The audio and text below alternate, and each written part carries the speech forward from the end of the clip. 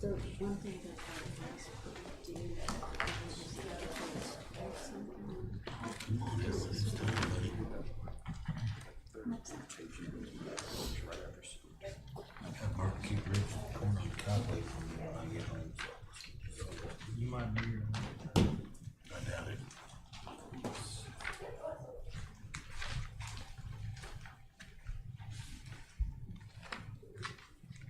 Good evening, Chris. Good evening, Greg. Hi Terry, how are you? Just doing Hello, fine. everyone. I'm very wet, if that's what you had. It's hard not to, it's coming down out there. Yeah, it does. Alrighty, my phone says 5:30, so I'll call the May 13th, 15th, 13th Budget Ways and Means Committee to order. First item on the agenda is approval of our April 23rd meeting minutes. Entertain a motion to approve those. I move that the April 23rd minutes are approved. Motion to approve, all in favor, any discussion? All in favor say aye. Aye. Opposed, motion carried. So I didn't realize until earlier today, this is a whole new committee, except for myself. So give you guys a little bit of a plan of what we're gonna go through tonight. Dorothy just gave us all a hard copy of the budget. We will go through each department's budget, and the department heads will explain if they have increases or decreases, or if they're asking what they're asking for in their budgets. It's kind of a long, tedious process. If anyone had the opportunity to get on ClearGov and look, it appears that we have about $25,915,000 in change budgeted currently, and we have estimated $24,106,000 in change budgeted revenues. So we will have to go through and find something that we will have to cut. Wait, what was, go back on that, because of why? We have 25,915,000 in change budgeted and Okay. 24 million in change. A lot of that I can explain. If you, I don't know the order of the agenda, I'm sorry. Well, right now we're discussing the budget. Okay, so that was first on the list? Yeah. That's Okay, first item on the alright, agenda. so, the biggest majority of that in our use tax, we have a deficit of almost 1.7 million, and that is because the revenue has come in this year, and they're budgeting it next year, and we don't have as much coming in next year. Okay, So that almost $7 million really alters things. okay, so the use tax is this year's revenue that we're spending next year. Yes. Okay, okay, so that makes it even better. We won't have to, And then also, Myers Park is actually, that loss, is actually a carryover, but it got put in the system. So we actually are coming to you with a balanced budget. oh, okay. Well, good, good. That'll make it much easier. Much easier. There's a couple exceptions on that. Fire sales tax, they are, because they're paying for the 3 employees, and they're, along with their capital request, that does go negative, but they are just spending it from their fund balance. The one public safety grant has a $43,000 loss, and that's because we do not budget anticipated donations. And so the $43,000 is coming from their fund balance that they have gotten over the years. They have quite a bit that they need to be spending on that. And then the public health, that is the only fund that's going to take some discussion. Because even if you cut out all of the capital, it is no longer sustaining. And when I say sustaining, that means the revenues do not cover the expenses, even without any capital. Yeah, normally there's the capital in that, I think, bought a street sweeper out of it. And We've done them on lease. So Yeah. we have one more year lease payments, I believe, on the street sweeper. But other than that, then that will be paid off. There was something else on there as well, but that's the only fund that is not balanced. Okay. All righty, so do we want to go through capital first, or will that be the easiest, and then go through the departmental budgets, or go through departmental and capital at the same time? Kind of like we have in the past.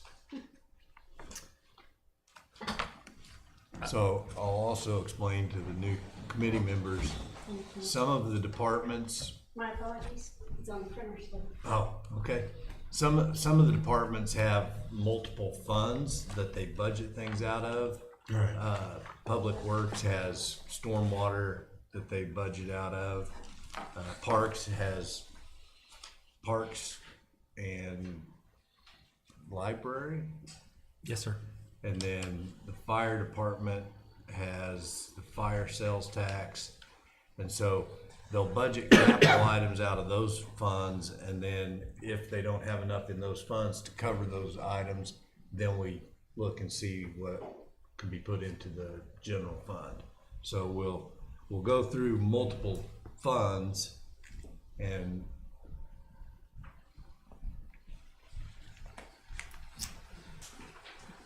Mr. Snow, of course, it's up to you, but I think all the department heads feel like their budget's balanced. So I don't know if you want to ask each one to talk about their budget, what they cut. Probably go through capital and operating may not do you much good, but of course, it's totally up to you.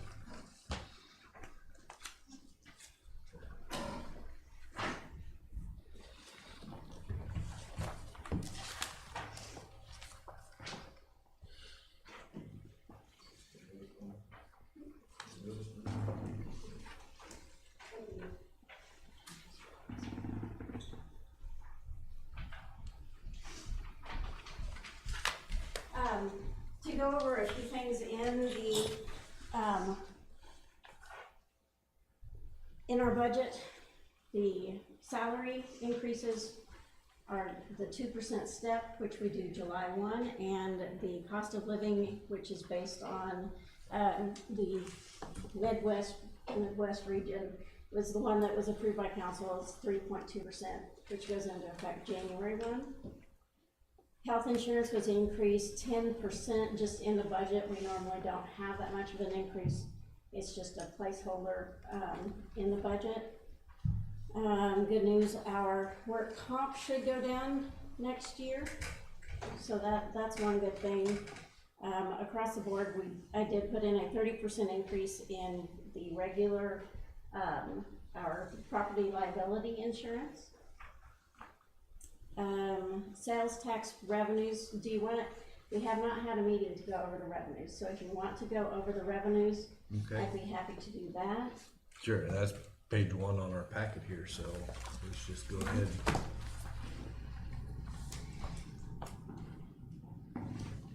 So property taxes, they continue to increase. The problem with that one, our rate is not going up, but the property valuations continue to increase. So that's how we get an increase in the revenue, but the rate is not changing.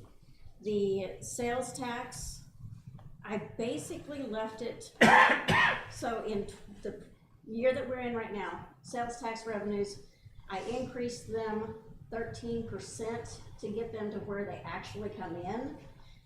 So we are right on budget right now, but I did not increase that for the next fiscal year because it feels like the sales tax is not increasing like it used to.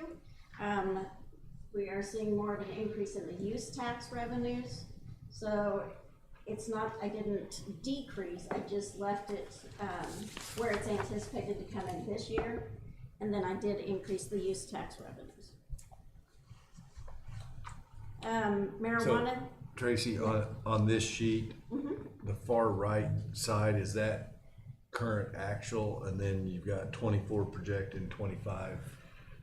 on the far right side is the 25 projection.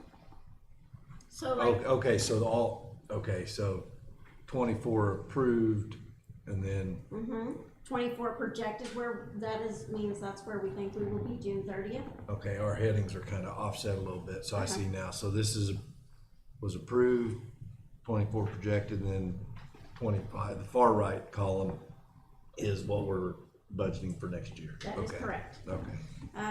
I see like the sales tax revenue, I can increase that about 20,000 because I tried to keep it where we were coming in this year, and I've updated some of these numbers since, obviously. But marijuana tax, I was a little concerned, you know, because when it first started coming in, it was at 15,000 a month, but then it had dropped down. This month it did come in at 12,000. So 90,000 I thought was a pretty good estimate because we don't know, we have no clue where it's gonna land. Let's see, gas franchise, I did increase that one. And when I say, that's the MGE franchise. Telephone franchise, that goes down every single year. Reason being, people are doing away with their landlines. We don't have a tax on the cell phones. So that used to bring in over $400,000. And you can see that now we've got it down to 90,000 projected. The cable franchise, as you can see, it is also going down because everyone is going to the streaming services.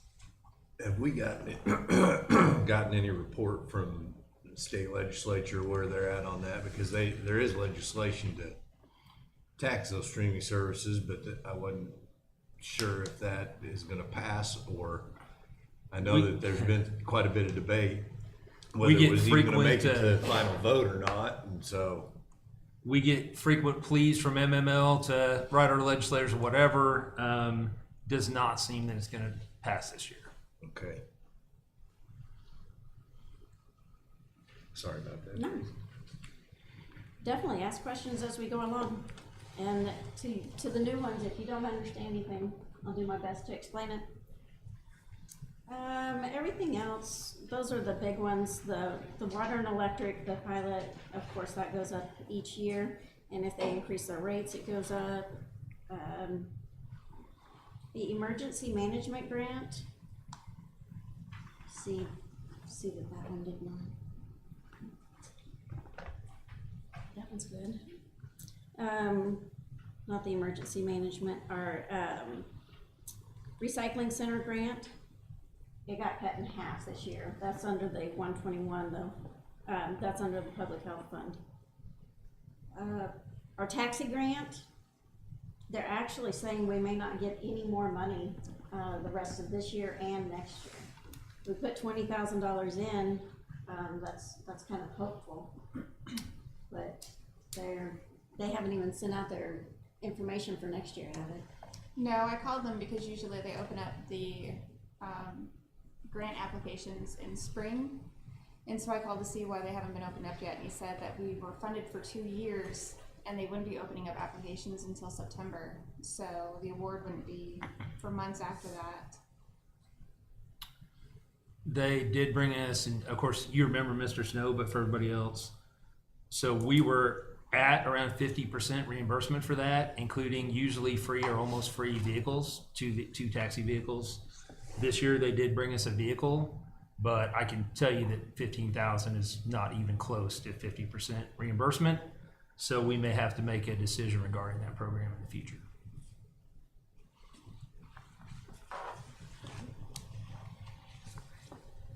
So I'm going to skip some of these, but if you see one that you would like for me to discuss, please let me know. The gasoline tax revenue, I have it budgeted at 700,000. The increase in the state tax brings us in more revenue. So that's why there's such an increase on that one. And cigarette tax continues to decline, and that is because a lot of individuals have gone to vaping, and that is covered by sales tax revenue and not cigarette tax. I'm trying to do my part.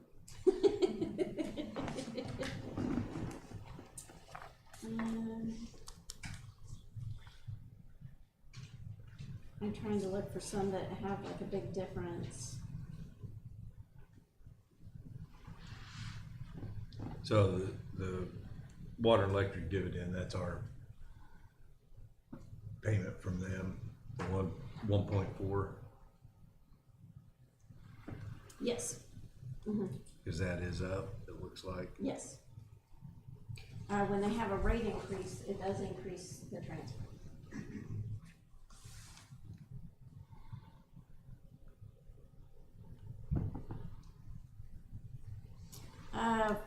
I'm not really, I know we had Memorial Hall closed down for what, 1 month? But, the revenue in the Memorial Hall is down, and also the revenue in Civil War is down.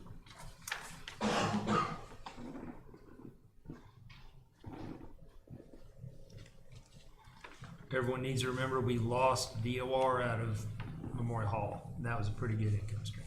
So. I'm sorry, we've lost whom? We lost Department of Revenue when the license bureau was Thank in you. there. Yeah. Yeah, that does explain the decrease. Let's see, interest income, it's always kind of a guess. So I always go very conservative on that because I don't know what's gonna happen. But I did increase it, as you see. Transfers from other funds, that includes the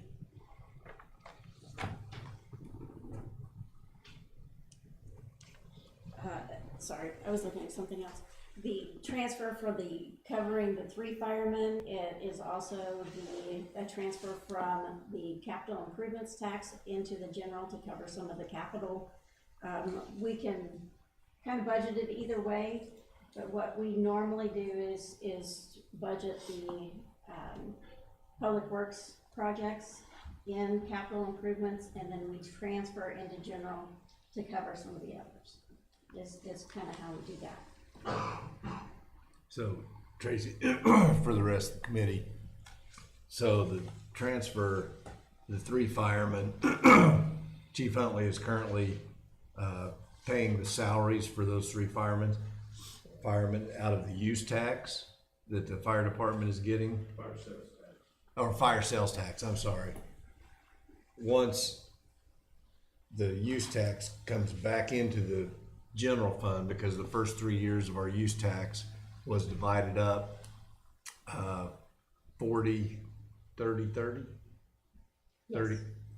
But the 30, Or was it public 30? safety has to Public be. safety was 20, split.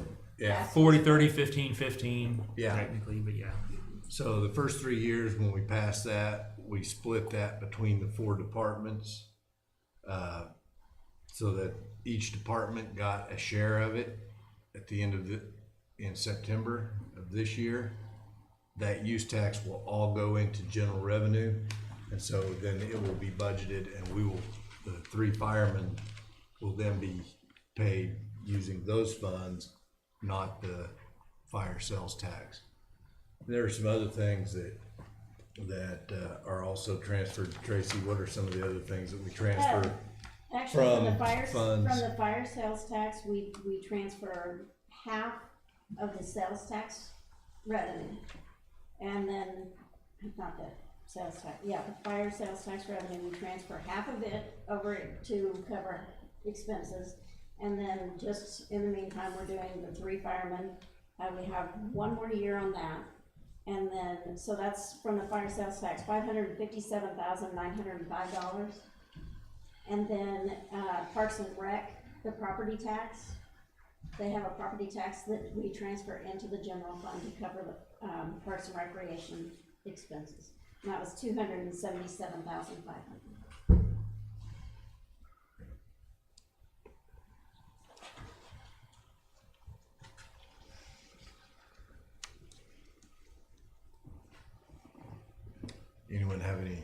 questions about the revenues? What is the domestic violence? Oh, that's a charge on the, court, Oh, okay, and then it just comes in and then we transfer it out. okay.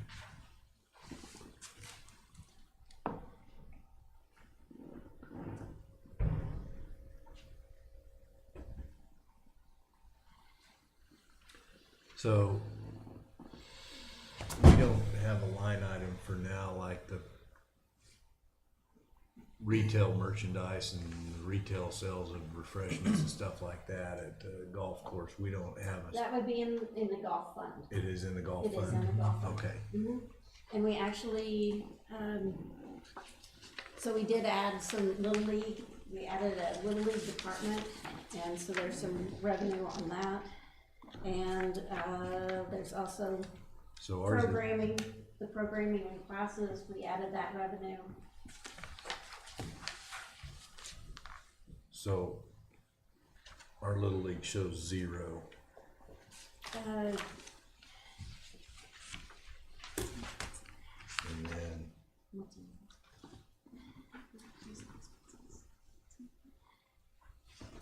let's see, golf course. Yeah, golf's in its own fund. Little League, Tracy could, in the last page. she entered these revenues, but we probably have no idea what it's gonna bring in, cause we're in the first Little League season that we've done, so. Right. That's my Okay. bet, why it doesn't have a number there. Abby, did we,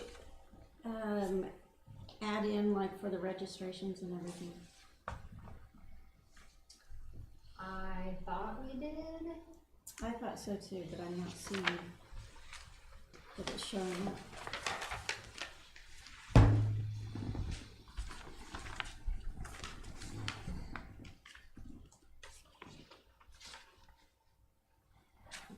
Unless it's 34725. Nope. I'm gonna make a note to look at the Little League revenue.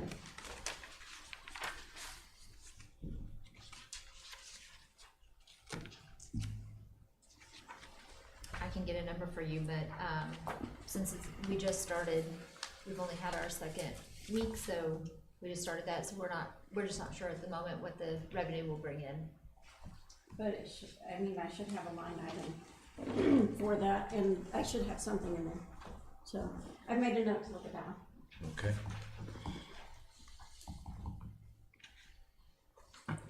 Any other questions on revenues? Chris? So do you want to do the expenses in order by department? Like if you have a question, how do you wanna do this, Alan? We can do in order departments or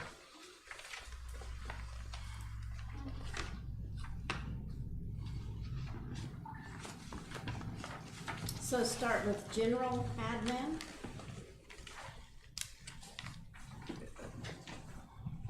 So we, in all departments, we did ask them to toe the line as far as their operating expenses.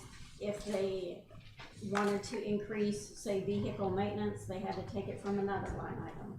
The only thing that they were allowed to increase were, expenses that are beyond their control, which would be like the other insurance, the, utilities, telephone, those expenses that are not, we have no control over.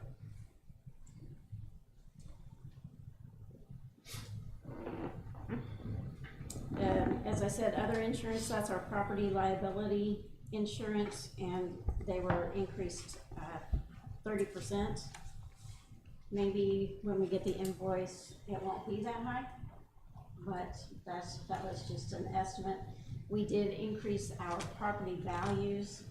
2 years ago, last year, they did not charge us for those increases, but they did this year, and that's what is, a lot of the increases for. In general, I did increase the audit expenses because we will need a single audit. So that does cost more.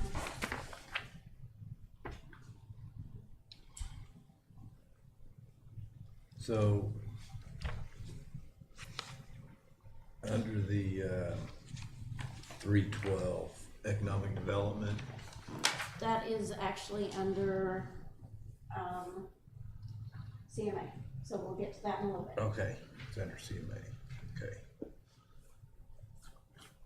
So Tracy, since three of us are new, what staff members are in salaries as administration expenses?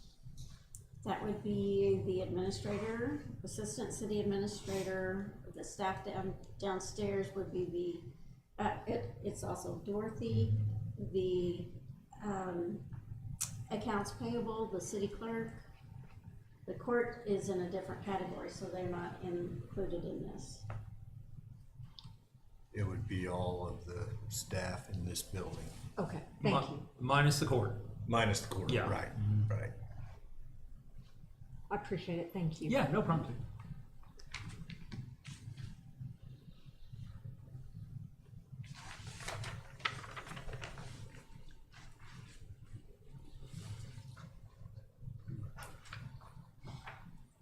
And again, we'll answer any questions you have, but we didn't change anything except for utility bills and stuff like that.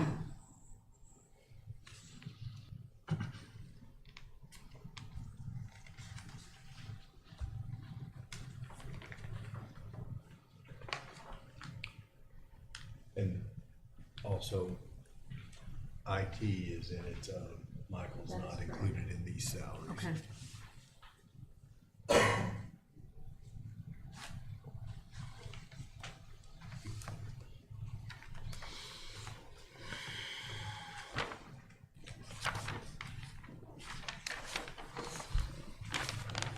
Any other questions on general? so the city attorney is not included in that first page either, correct? Because it has its He's own next. page. It's in the next. Thank you. Next group. So obviously, the city attorney, department is questionable. I did not know how to do that, so it's kind of left like we would hire an employee, but I know that's subject to change, and I don't know if it would require a budget adjustment, if you guys do something different.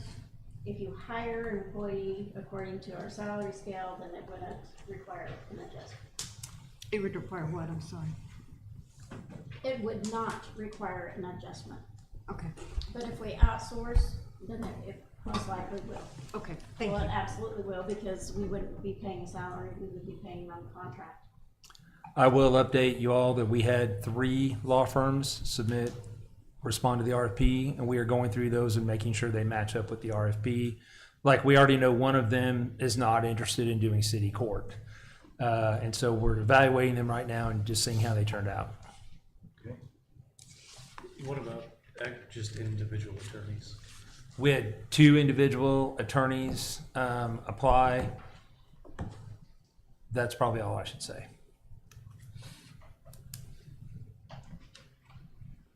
Okay. Any questions? So I'm gonna refer to this as the operating budget. This is gonna be the capital budget. So as we're going through, are there any questions about the operating budget for the administration? Any further questions? Okay, so now we'll look at capital budget. Are there any questions on the capital budget?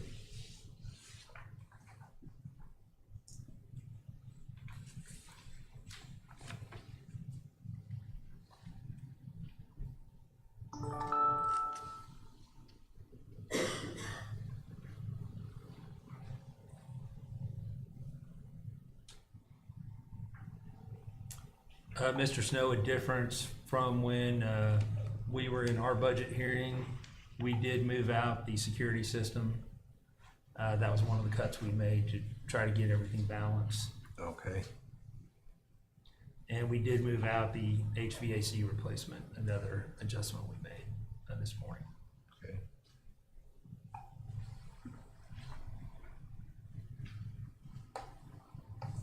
Looks like we also took out the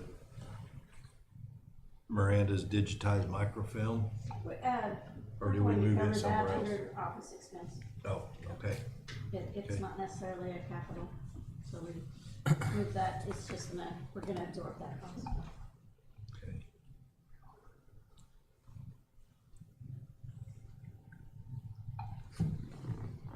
Any questions on capital for administration? What does ACA stand?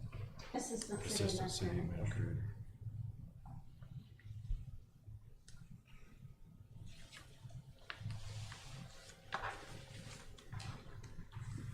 All I right. think it had like 120,000 miles on it or something like that, didn't it? Well, I was, due to get a car last year, but because at that time, everything was very hard to get. So there was a truck that was available.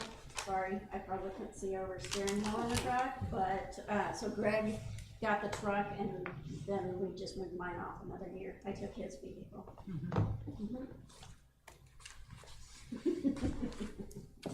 Any other questions? Chris, good? No, I'm good, thank you. Okay, well, the next page is the city attorney, and that, is the page that Tracy talked about. We are budgeting for another city attorney and not a contract. If we decide to go with the contract, then we would make a budget adjustment, change If you it. prefer that we budget it differently, I'd be more than happy to, but I just didn't have any guidance on how to proceed. Yeah, I think at this point, we probably go ahead and proceed like this. Yeah, because we don't really, I don't know that we know what a contract is gonna cost either, so. Makes sense. Does the salary on the far right column include the percentage changes that you mentioned earlier? Yes, all salaries include the step and then the COLA in January. Step in July 1, and then the COLA goes into effect January 1. And each time we give a COLA, it does increase the salary scale by the amount of COLA that we give.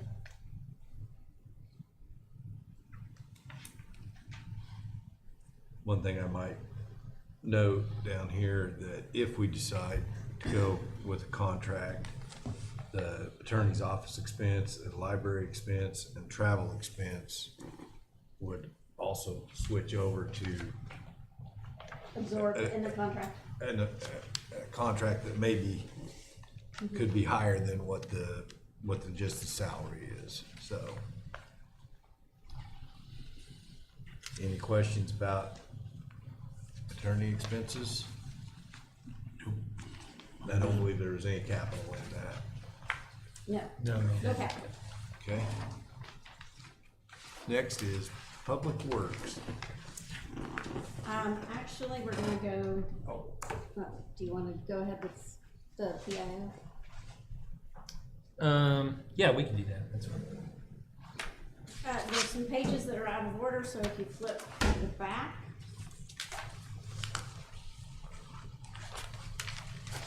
Very last page is Little League, but the page, second to the last page. So with Jen's position, when we budgeted this, we knew it was not sustainable. So I'm gonna let Greg explain on this one. I'll explain it, and then I'll probably let Jen explain it. So basically, the way our tourism position works, it is from lodging tax. Now, traditionally, the lodging taxes come from hotel stays. You know, it brings in, it varies, but you know, you could safely say over $100,000 a year. Sometimes it's real high, sometimes it's 115, whatever. But it kind of varies. And something I'm gonna take a side road here for a second. Our lodging tax does allow us to collect from Airbnbs and all other types of lodging. We have just never done it. So one way that we could increase that fund is to start collecting from them. Again, we've just never done it. A lot of cities have gone back and researched their ordinance, because if it said hotel motel only, then that would have to go, because it's a tax that went to the voters. So if it went to the voters and said hotel motel only, we could only collect hotel motel. However, this one says bed and breakfast, all lodging, it's very inclusive. So we could start collecting more on this, but I think that would be something I would be more comfortable with a council decision, because we have never collected on that before. So we could increase this tax by I don't know how much. When the Airbnbs were originally set up, they were supposed to actually collect a sales tax, but somehow that kind of slipped through the cracks, not necessarily here, but like statewide. And so the sales tax was never collected. But when the program first started, you know, there wasn't like a registry or anything like that. So it was kind of, they were on their own to collect that tax, and they just didn't. So what we do with Jen Kirby, what we do with her job is, so our, the tax says it must go to tourism activities. Now, I think we would all agree that that's a very vague statement. Tourism activities could be a lot of stuff. So we are funding her salary right now at 100% with the lodging tax. We are additionally the DMO for the region. So we're basically we get a grant. We're the designated marketing is an officer actually, organization. And so we get a large pot of money, and then like say if Joplin has an event they want to promote, then they come to us, we give them the money, it's a 50-50 reimbursement. It's the same with us. If there's a lot of restrictions on it, but say Jen wants to buy billboards, you know, we get 50% comes back from that grant. So, but we are the DMO, which means Jen is the authority on dividing that out regionally. This has worked fairly well, except for sometimes, like during the tornado, we've said, Jen, get on Facebook and post about the tornado. Like our citizens need to know what's happening. I think we pick her because she's part of the team that's skilled at that. That's her thing. I think you could probably argue that wasn't a tourism activity. So what the idea that has been floated, you know, for the last budget meeting and several times since, is to take part of her salary, put it in the general fund where she could do activities that are more public information activities that are not tourism, and we wouldn't be worried about getting in trouble with the state. And so what do we decide? It's 85? No, 80-20. Is it just 80-20 directly? So she can still be the DMO, and she can still do all DMO activities, and the state's still happy with us as long as no more than 20% of her time goes somewhere else. So that's kind of how we divvied this up, is 80-20. So basically what you're seeing before you is a partial salary. 20% of the salary, benefits, everything will be included.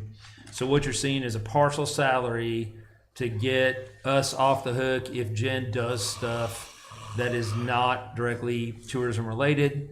And then that way I do think we would be, Jen is great. She'll, you know, she'll talk to the media, she'll post to Facebook, she'll do everything that we need done, as she has done very well during this tornado.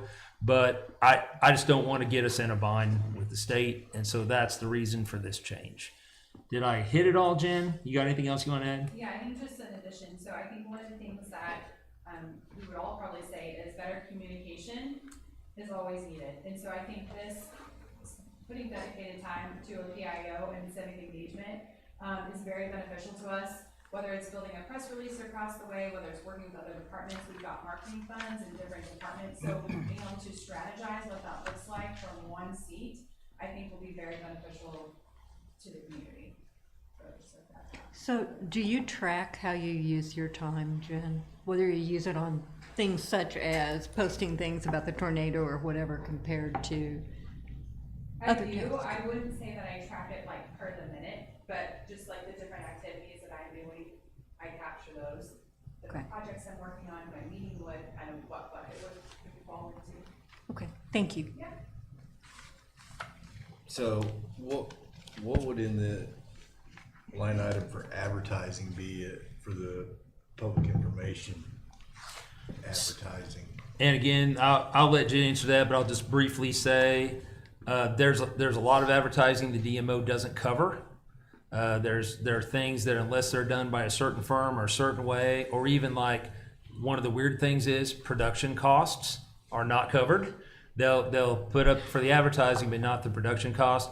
So Jen has some community partnerships and does some advertising for some organizations that are not actually covered by the DMO. That's That- why, yeah, that's yeah. perfect, I think that's why it's not split 80-20. The other advertising that's DMO is in the lodging tax, that would be free for us to utilize any type of local marketing and, just kind of, the little bit that I left on the lodging tax amount is for production costs, because it's already covered in the DMO advertising.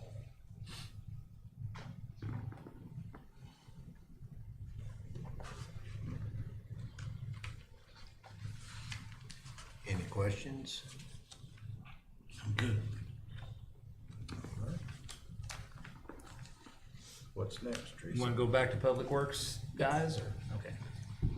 And if you have questions on that, Josiah is here representing Public Works, so.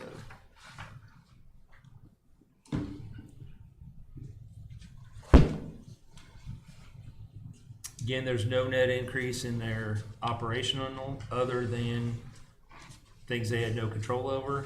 We did add a line item in the Public Works for physicals, because, if that's for the individuals that have to do the CDL test. And so that is a new expense. Yeah, that, and we were, I think I'm right, Josiah, we were paying it before, we just didn't have a line item. Yes. Right, yeah. So we thought we'd line item that out. We did add the one salary or the one position last year, so that's why salaries are up. Yes, sir. There is a second property maintenance code enforcement officer. It's not, it's not new this year. No, it was. No positions were added this year in the Public No. Works. And again, they did move some funds around, but the net did not change.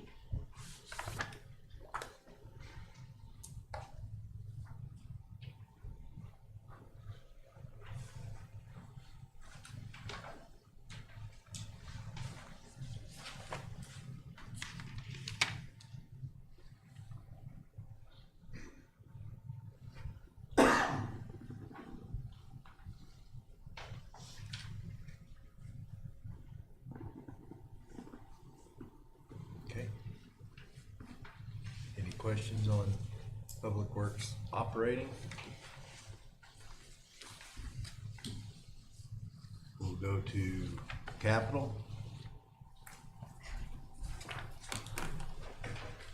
So some of the items on capital, you'll notice that in the 25 capital costs, it's blank. Like the very first item, the access control project, that would be putting the electronic locks, that was taken out of this year's and moved to, or out of the 25 and put into 26, and you can see those numbers that have moved over to the right.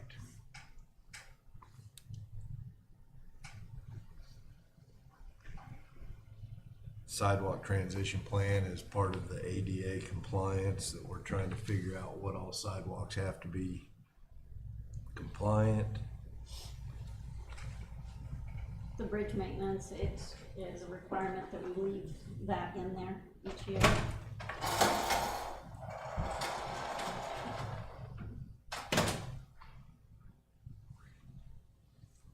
So after that, I think you go all the way down to Yeah, clear down to the bottom. maybe on the next, we got Third Street Bridge replacement, which that's capital.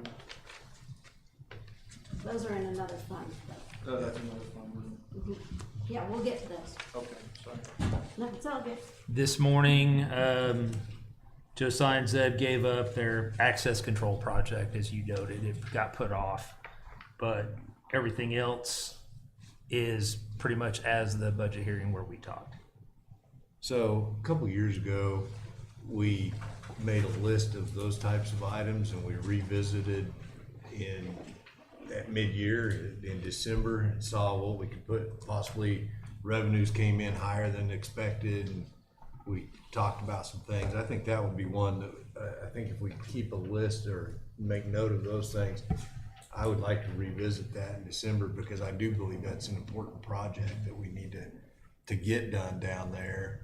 And not just there, but now that we have City Hall, all the offices around town to make them Excellent a little thought. bit more secure. Yeah, we can track what we moved off to 2026 for you. Okay. And yeah, great idea. Any questions on capital? On general fund capital? Which one do we wanna go to now, Tracy? Our next page is municipal court. Let's go for it. Alrighty. So municipal court has two clerks? Yes, Two sir. clerks? And the judge? And an interpreter. Oh, and an interpreter. And we must have a prosecutor, which our city attorney was doing that, yeah. Right. But as far as the salaries, it's the two and the judge. The two clerks and the judge and the interpreter. Interpreter is under professional services. Oh, Professional. Professional fees. If you guys, if you'll let me torture everybody with my court speech, lots of cities get in trouble by trying to put their court revenue in as part of their budget. A lot of cities that have smaller budgets, we don't do that. We kind of pretend it doesn't exist as far as budgeting purposes. Now, our court clerk, I saw her, she's here somewhere, I thought. Well, I mean, we monitor it, we make sure that it's coming in appropriately and all that, but we don't really count it as a revenue that we can budget, because that kind of gets you in trouble. So that's kind of how we look at the court fund. We just basically want it to be able to pay for itself. And ours does pay for itself and more, so. So what Mr. Dagnan is saying is, we can't look at court revenues and say, well, Let's increase if fines. we had more speeding tickets, our court revenues would go. We can't do that. And so we don't look at those revenues. Our court is currently still, expenses are covering? Oh, quite well, yes, sir. Okay. So we did eliminate the computer services line item because we are switching, we took it off of Encode, went with the Show Me Courts. And so when we upgrade the Encode software, it won't be supported any longer. So it will just be view only. So we don't have to pay the maintenance costs. Okay. Any questions on courts? And there's no capital in courts. It's usually Popo. police. Alrighty, next is police. One thing that I do wanna say before we go any further, so the salaries and the benefits, that portion is put in Michael Miller, with the HR, he puts, it is actually broke down by position, and so that's how it comes about. When that was the very first thing that we entered, when we got the civic court, no, ClearGov. ClearGov. When we got ClearGov, that was the very first thing that we entered. There's some things that need to be updated, but we cannot change those until we actually get done with the budget process and import everything. It's corrected in the payroll side, but we can't import it again because then it messes everything up, which that's one thing I don't like about ClearGov. So I've noticed, a few things that needed adjusted. So like the health insurance decreased in this fund or in this department for some reason, and that shouldn't. So I went through and I made notes on a lot of different areas within the budget that I felt needed attention to make sure that they were checked for accuracy before we actually import the paper. And I would encourage you to ask Chief Hawkins questions, but we're in the same boat on here. Obviously, with the number of employees the police department has, the COLA and step increases, it's a big number. But again, they were asked not to change anything except for the just things they couldn't control. I will say, maybe this is a good time for me to tell you, we kind of told the departments that the use tax was their money for something they needed, but maybe didn't think could get budgeted. So we told them, don't buy anything you don't need, but hey, if you have something you think it may not fit in the budget, that use tax is for you to spend. And this morning, not only Chief Hawkins, but a lot of department heads, rather than getting their capital cut, moved it to use tax. So they sacrificed in that way because now it's not discretionary anymore. Now it's paying for their capital. So Chief Hawkins did some of that. But anyway, whatever questions you have for him.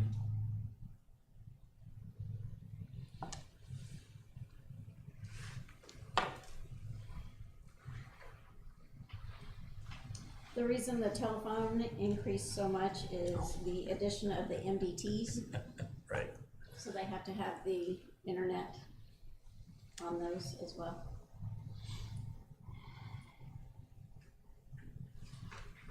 Is that correct? Is that through AT&T?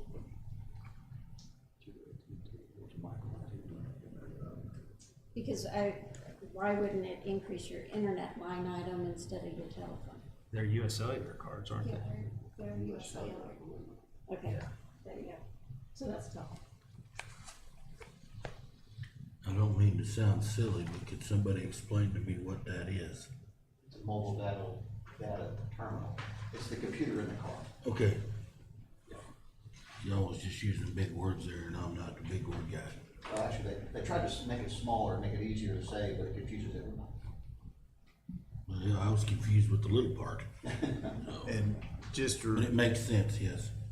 Just a reminder, Chief, on the prisoner expense, we usually find out from the sheriff about August or September what our rate is.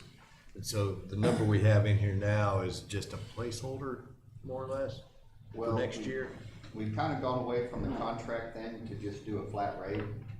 2 years ago, we were paying essentially more in the contract than we would have in the flat rate, so the sheriff and I made a kind of agreement that we would just switch over.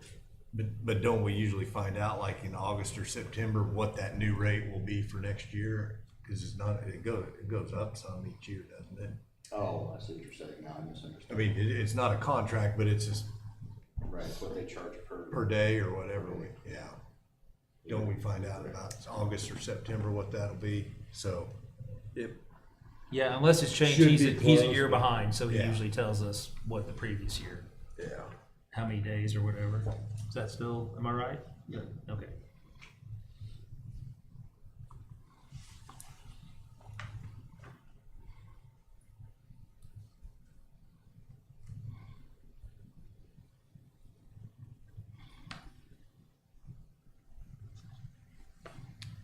Any questions on police operating? Why did the radio maintenance decrease so much? Morris Strong died. We Yeah. were paying him a monthly, fee contract, and when he died, his company went under, and so now Michael has kind of absorbed the vast Some majority of of that. that. Plus, we also have a new employee, Stephen Williams, who is a Jasco employee that knows a lot about radios and that kind of thing, and so he's also gonna help Michael. But that's why, is because he died and the company's gone under. Okay. And Jasco generally has taken over most of the radio system stuff anyway with this new public safety system. Where are we at on that county-wide radio?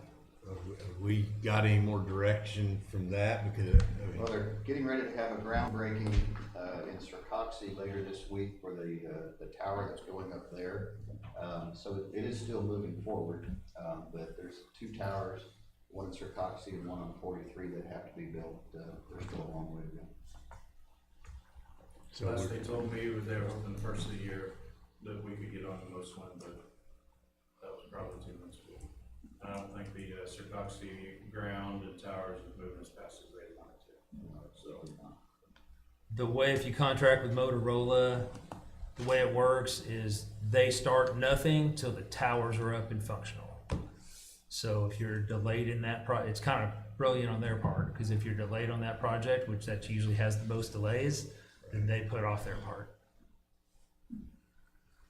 And our plan is still to keep our city system and relay from the other system, or?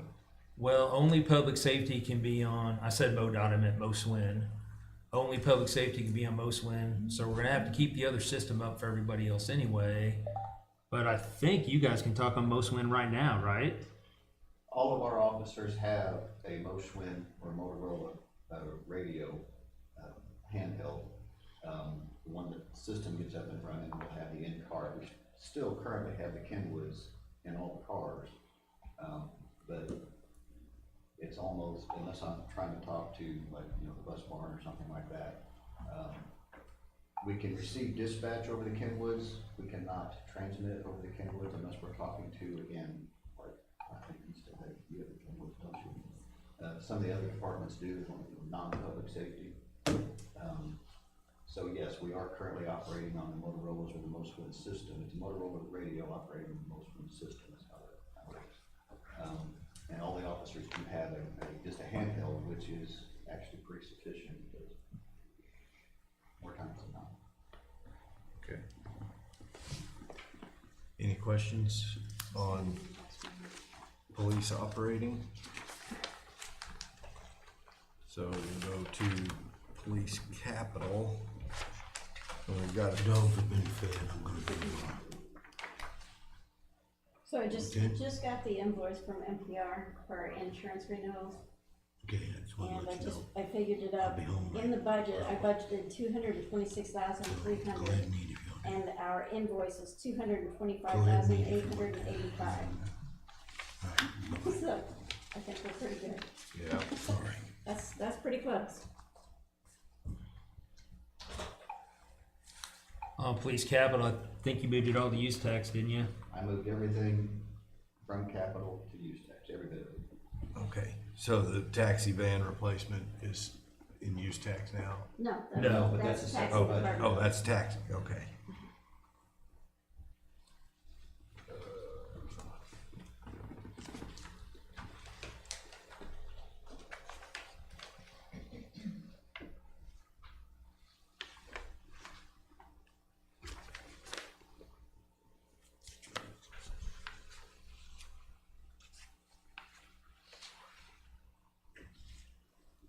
On the bottom of page 3.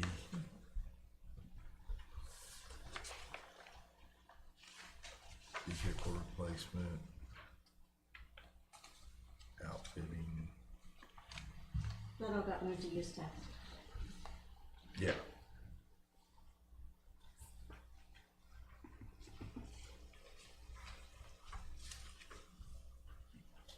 Do you want to go over the use tax as we're going along?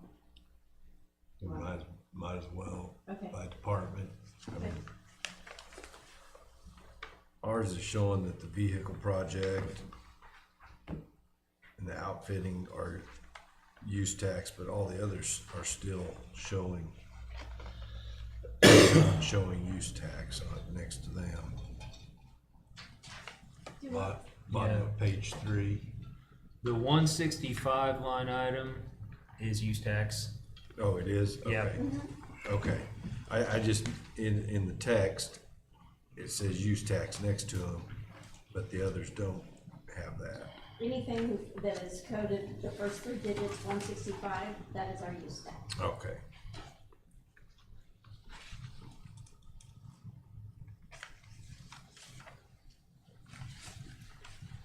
Do you want Bill to explain his project? Well, how many cars vehicles do we have? Because we have 2 at the top of that list on the bottom of page 3, and then we have 2 items at the top of page 4. Are those the So same? initially I had 3 and 3, 3 capital, 3 use tax. But as we've already kind of established here, I moved everything to use tax to help the budget. Okay, So he's requesting 6 new vehicles, but it's under the use tax. okay. So we could combine those 2 lines.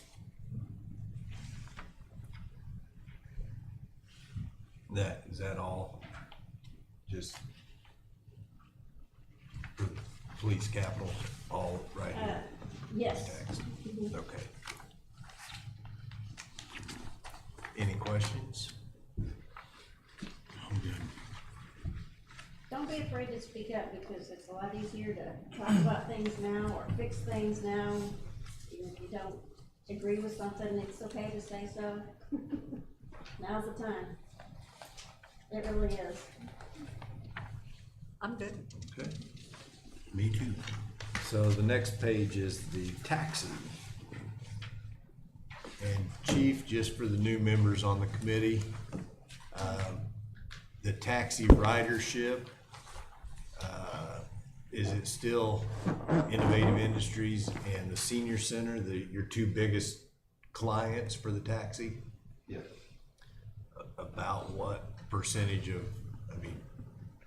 riders would you say that covers? Probably 75%, 80%? Oh, at least 75 to 80. We still get quite a bit of the other stuff, but that would probably take up the remaining 25% or so. The first of the month when Social Security checks come in, we still get that. But our biggest, absolute biggest, is probably the Senior Center, and then Innovative Next. I don't remember when, but we used to did someone actually buy vouchers? Did Innovative buy vouchers? Is that how that The works? Senior Center buys The Senior Center buys vouchers? every month. And what is our rate that we charge still? Is it like $2 across It has town? never gone up. It's $1 for seniors and $3 for non-seniors. Okay. So that is a huge benefit that we provide for the citizens. And so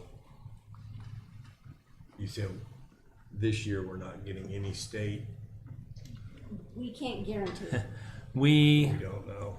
last year they had leftover COVID funding, and they were like, spend, spend, spend. You can't spend fast enough. We spent it on things they never would have let us spend it on before.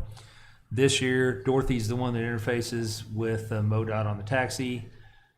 This year, they did bring us a van. It didn't make us pay for any of it, which is nice because sometimes they'll make us pay a percentage or whatever. But when we hit, was it around 15? They're pretty much like, well, you're done for the year.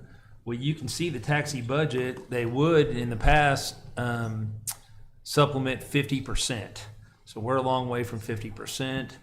I agree with what you said, Mr. Snow. It's a huge asset in our community, but I think we're going to have to evaluate how to fund it in other ways.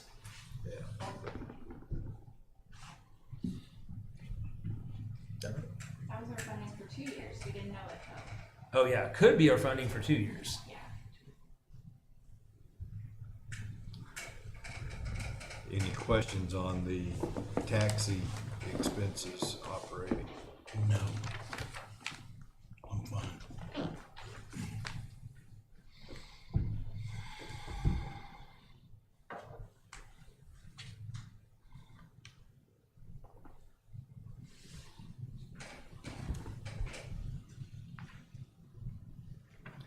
Have we decided, since we got the new van, are we going to surplus the old van, or are we gonna keep it for a backup, or? The current, for lack of a better word, experiment that we're doing right now is, and we just found out that it needs more repairs, primarily the doors. They come off the track and simply just won't function. But we're gonna impose on Public Works hopefully, and we think they can fix that for us. We certainly hope. But our plan for the surplus one, or the excess one, is our evidence technician. She's also she helps out on crime scenes. She's been crime scene certified. So that, with her evidence responsibilities, if we have a major crime such as a homicide or something of that nature, she will drive that versus the Dodge Avenger that she, I don't know if you're familiar with the Dodge Avenger or not, but it's about this big. And sometimes at a major crime scene, we could fill up these 3 rows of evidence. So we're hoping to convert that to a crime scene van essentially. and then surplus the Avenger. But right now, we're not convinced that what it's gonna take to repair the van, it will offset the cost. That's kind of where we're at. Okay. Any other questions?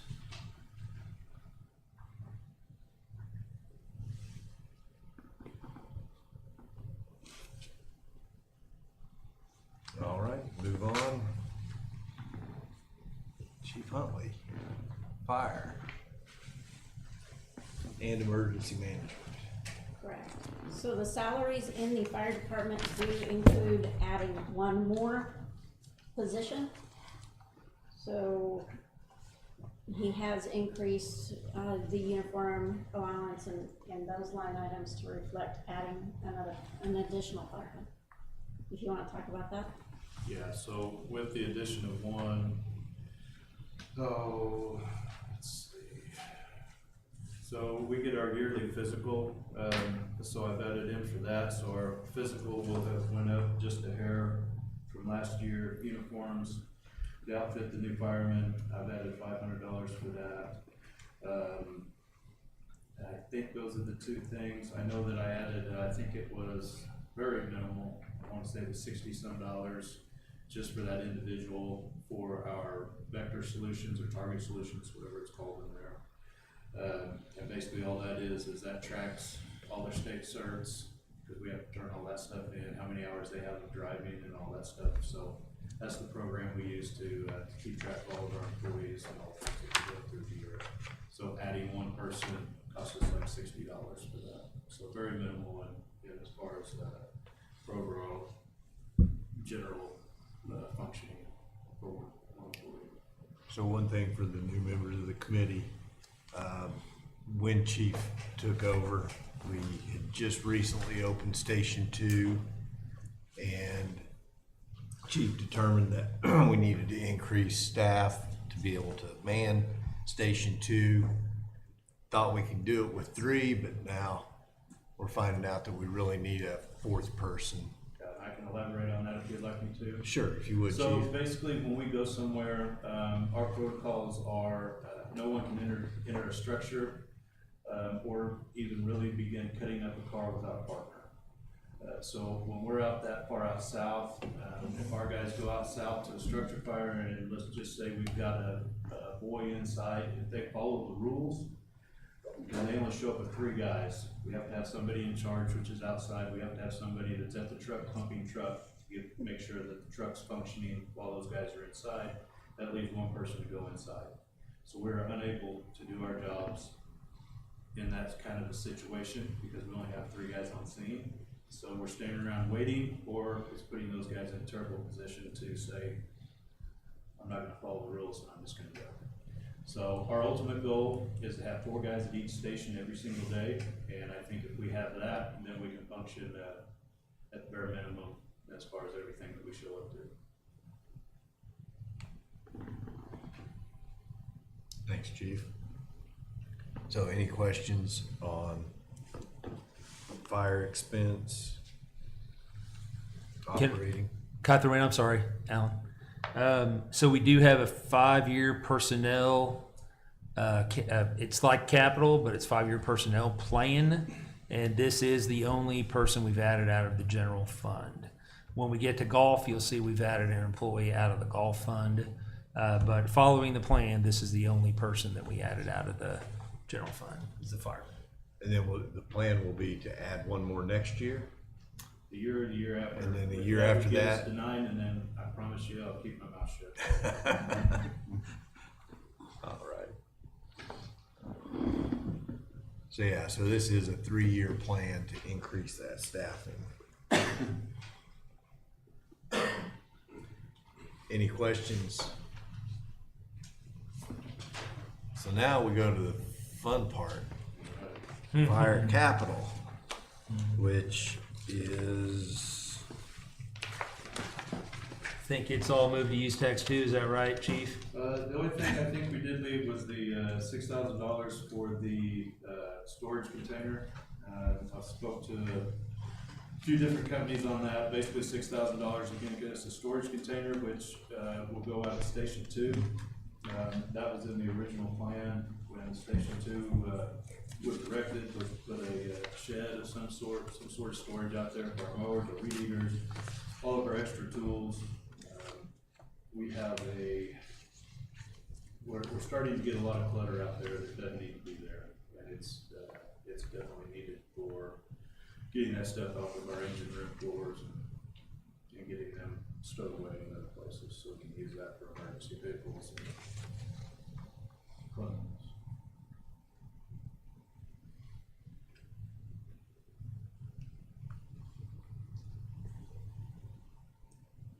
So you've got that storage shed there in 110, right under their wellness equipment, which was moved out a year.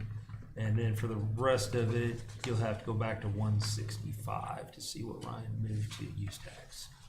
Yeah, the use tax. So that's page 4 is the rest of his under the use tax.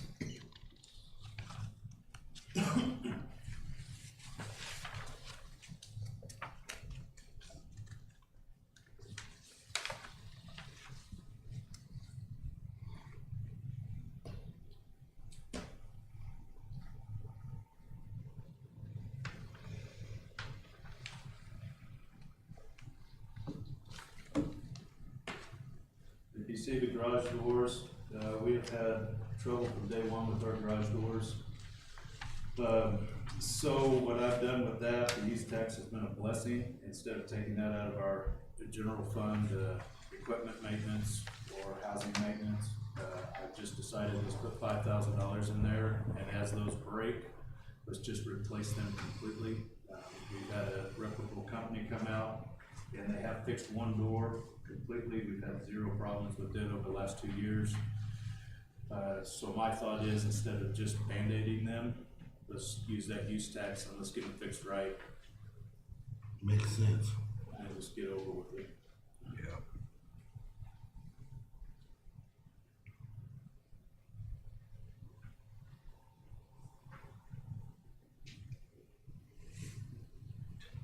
So, on that list that we'll revisit in December, I think the fire department honor guard uniforms, it looks like Chief moved it to next year.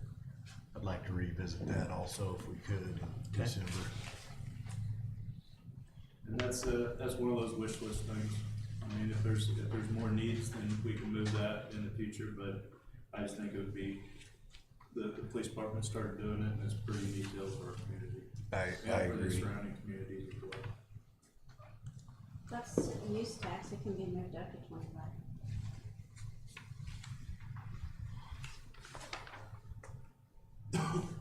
It can, you put. We in can the move it budget. up. Yeah, you can move it up in the budget, because it's use tax.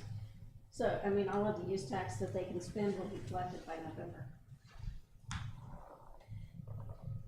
Okay, I mean, So, I mean, if you want to make it more of a priority, then you can move it up to 25. I think that's a I great would- idea. I'm for it. Okay. Let's do it. But, You wanna try to do that next year? Yeah, I think we,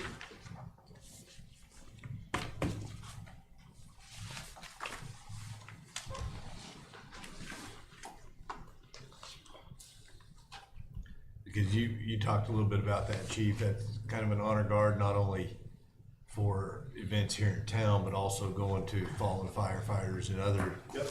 towns, things like that. So I think it would represent us, Looks very good. represent us well to have that type of a,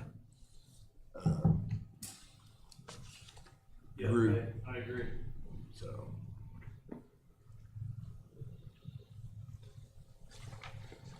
Aren't there some things that haven't been moved to the use tax?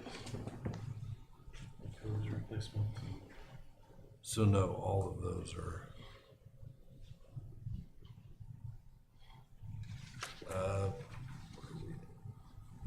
First page 3? No, that's all 165, right? Or No, it's 131. That's fire sales tax. We'll get to that. Okay, sorry. Unless you wanna go ahead and Oh, redeem it. back page.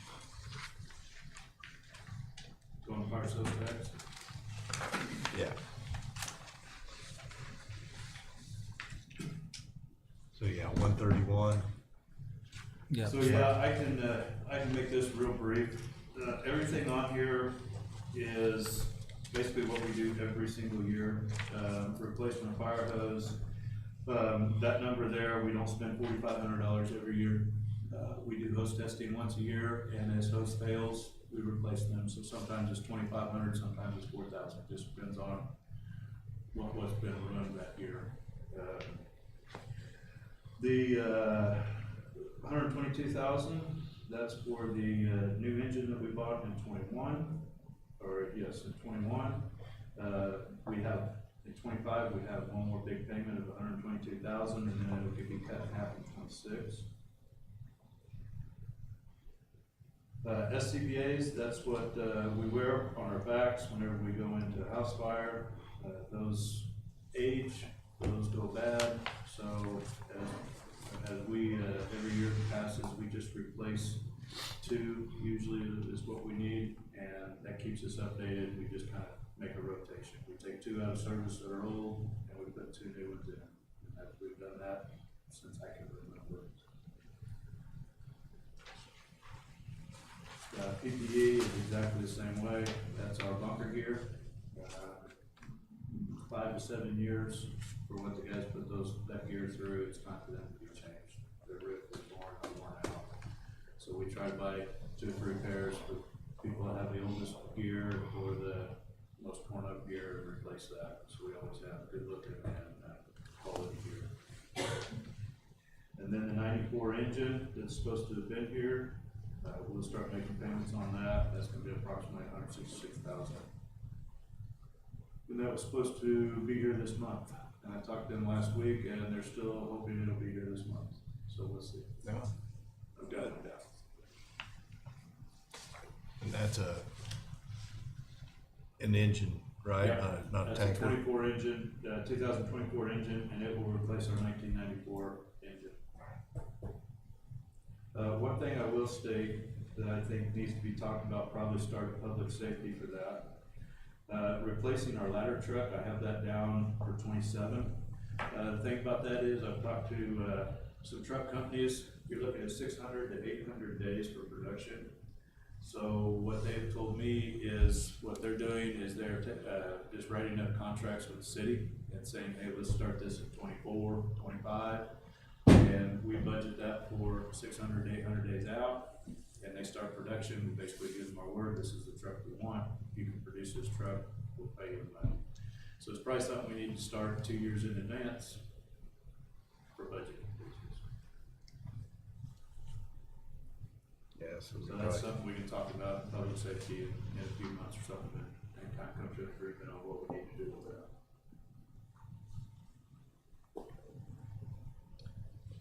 Chief, I've got a question. Yes, sir. You do have a good PMA program for all your equipment? Yeah, so we've got a replacement schedule here, and so we're trying to catch up and get on track with that. I was just curious. I hadn't heard it mentioned or anything like that, and I knew you probably did. I'm sure the Chief Hawkins, for some of his equipment, has PMA programs in there. In 2012, the council, this was brought to the council, and years of service, obviously our pickups are different than our engines are different than our ladder. Right. Every truck's a little different for its life, and in 2012, the council voted on using this scheduling for our department, so that's what we're trying. And I'm talking about trucks and Yep. personal equipment and everything. Yep. Great. You'd be surprised how many departments do not have a PMA schedule. Right, no, we've got it for almost everything we have. That's And the we've- best way to go. We've been trying to stick pretty close to it. The Right. problem we run into most of the time is we get it on order and then it takes, 2 years for the ladder truck. For somebody you know. that don't know what a PMA is, it's a preventative maintenance schedule.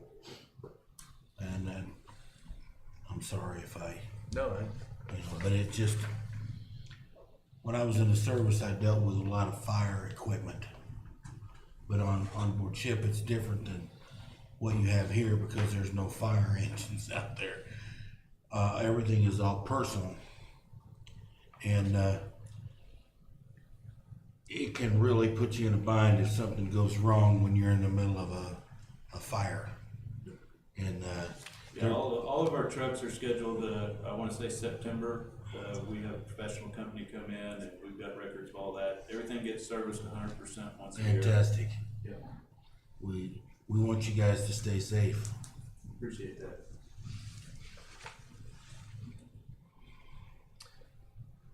Alrighty.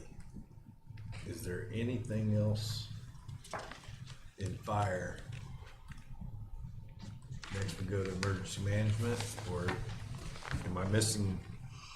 Our emergency management, we don't have anything this year, but next year is when we need to, do all of our preventative maintenance on our sirens and get our batteries replaced. And have that service done. She's So, actually looking at the operational expenses under. yeah, so on the bottom side, on the operation, on the bottom of the fire expense is emergency management. And that, No changes.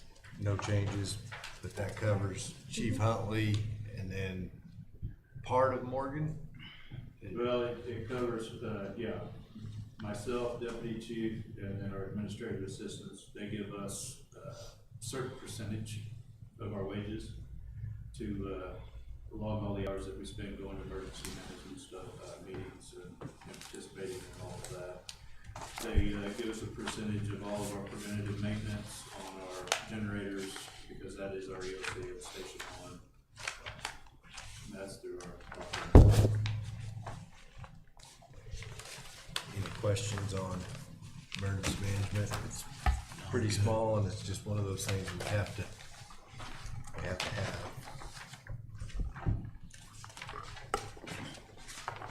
Do you have a breakdown of like the chart so I could know what the account numbers or what those prefixes actually lead to?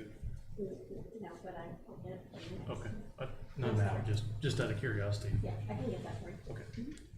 I have a cheat sheet. You mean a chart of accounts? Yeah.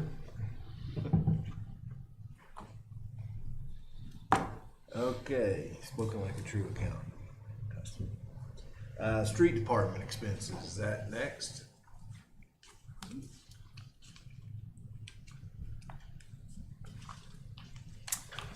Same method on here. Anything you want to talk about, Josiah? I believe we did just like everybody else, kind of made some of those adjustments due to, some of that stuff was just, you know, the inflation going up on utilities and stuff like that. Made our cuts here and there where we could on a few of those funds, just to kind of swap money around to still make it work. As far as The only change, on the street department would be the travel and training.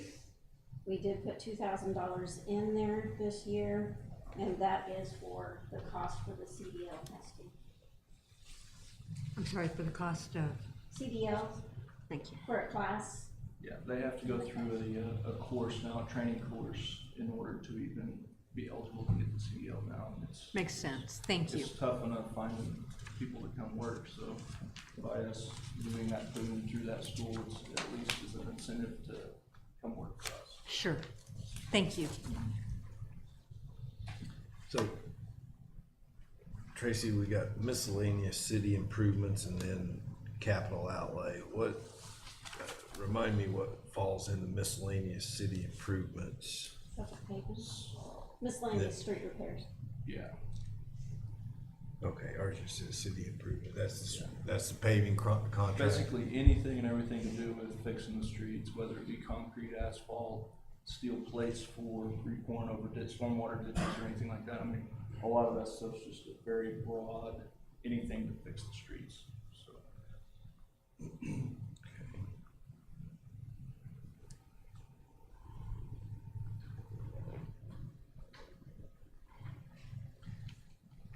Questions on street department expenses?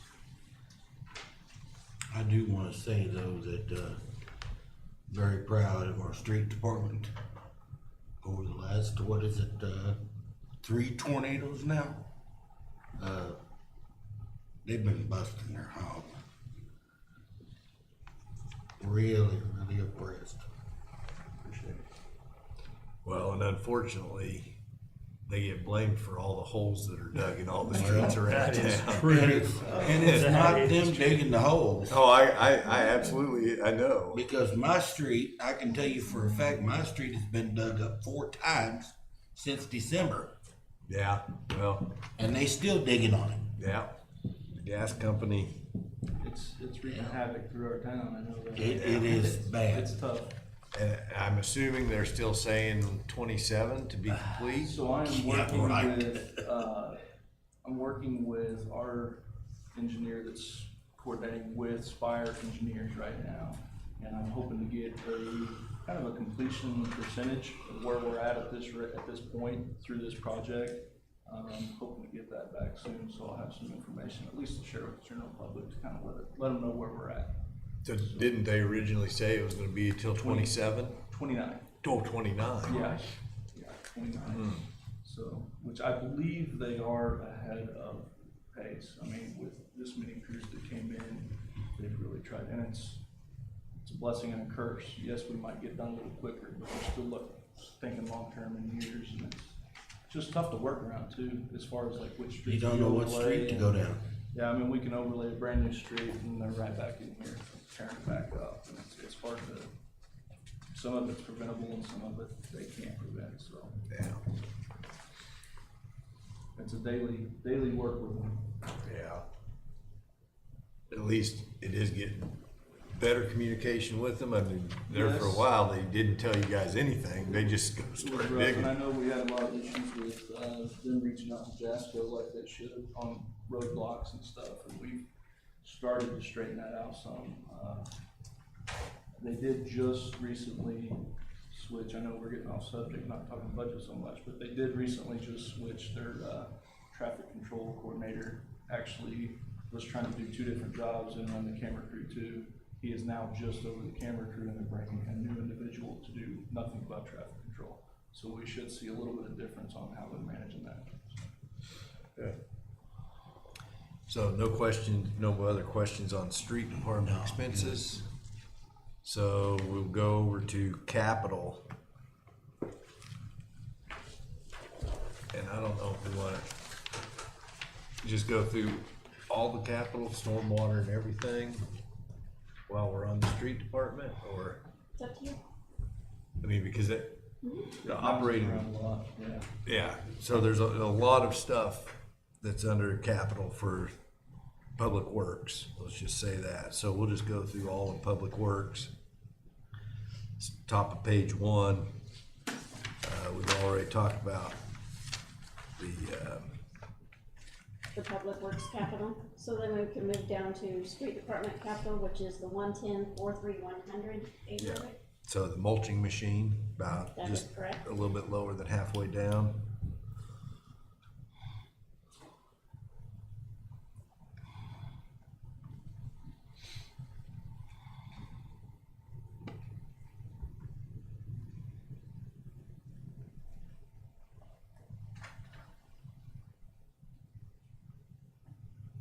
So we did leave the skid steer and the rock breaker and the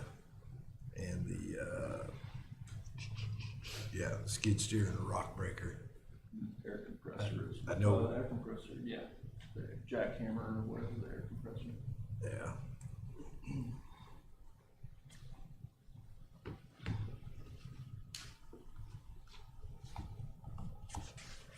Any questions on that page? No. 110-43100.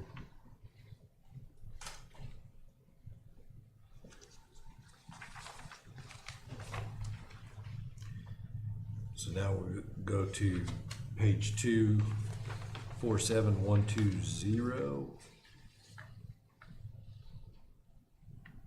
See that one? And down almost to the bottom, it starts with sidewalk reimbursement.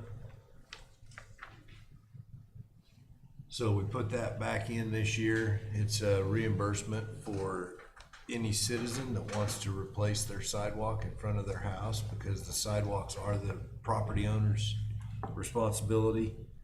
It's a reimbursement that they can come and apply to be reimbursed once they get the work done. And is that still $3 a foot? I want to say it was about 4, is that what? And I think Zeb told me it was about $4 a square foot.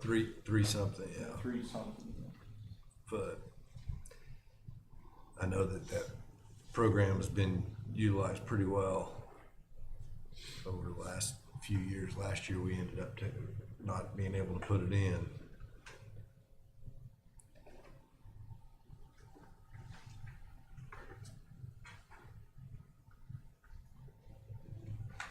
So then we've got Third Street Bridge.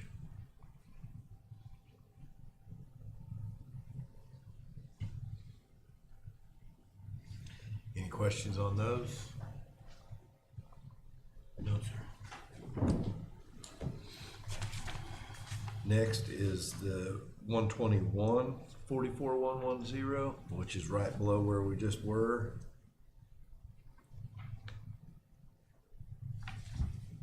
That's the public health. It's public health, yeah. Oh, So let's skip that one. skip that one? Let's do Okay. public health all at once, if you don't Okay. mind. Nope, that'd be fine.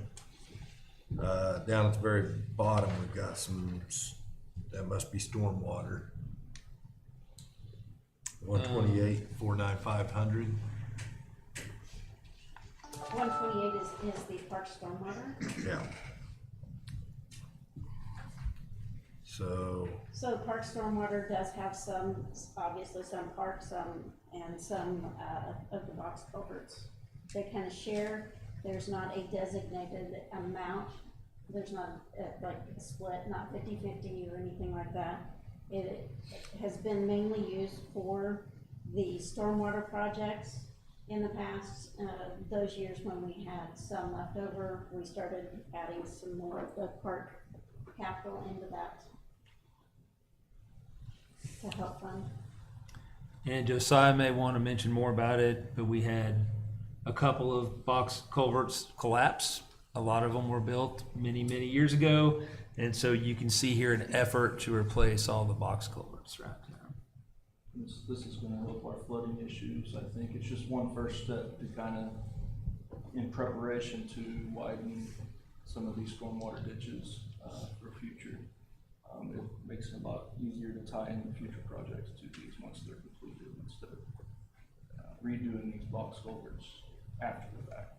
also, Josiah, you might mention the stormwater mapping study. I don't remember when the last one was done, but that's kind of how you guys decide where we're gonna do some of these projects. And the last one was done 10 years ago. It's been a while before I ever thought about this kind of stuff, so. So this is kind of to update that. Kind of what they do is they go study, when you build on one part, a block or a piece of property, kind of like the Phelps addition. I think we chased it downhill because as the water, we had to do multiple projects in that addition. But that's what this will do, is help us determine where we've had development, what needs to be done to reduce some of that stormwater. Any questions on that one? Again, that one's, it's kind of its own tax that generates that revenue for those projects.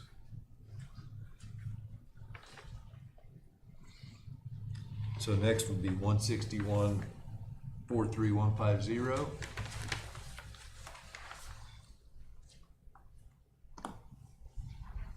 Kind of the middle of page 3, I believe this is. So the first two items on there are carryovers that were budgeted for this year that won't be completed by July 1st, that are already started. And that's that HH and Chapel Road sidewalk, that was the TAP grant.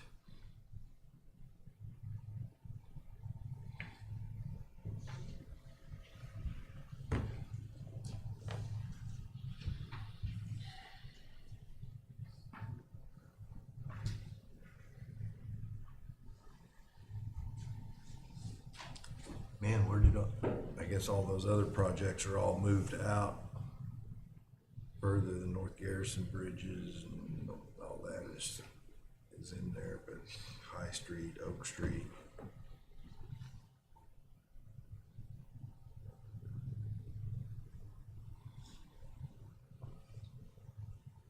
Josiah, what's the Baker Boulevard Central to Fairview? Is that widening? That would be for the widening and stormwater, like for the box culverts.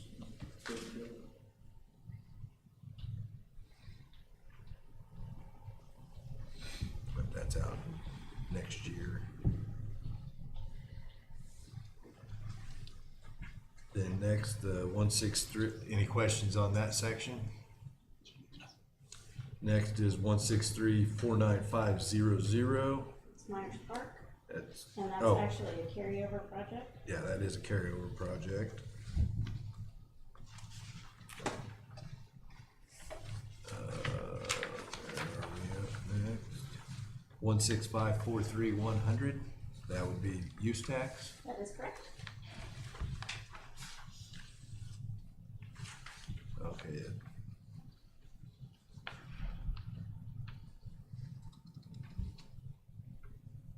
So Zeb basically spent every penny of his use tax on box culverts.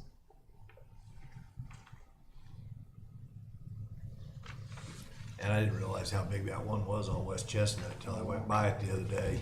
It's huge. It's bigger than, I'm surprised that's considered a box culvert, but Yeah, it's something else. That one on East Chestnut's not tiny either. No, it's not.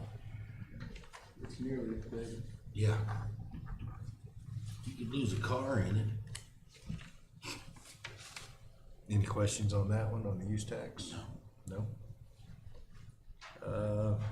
Anything else, Tracy, that I'm missing? I think that's, The only thing on Zeb's is he's budgeted 900,000 in use tax expenses, and unless we get a lot more than we anticipate, he may go over on that. So then something would have to move to something else.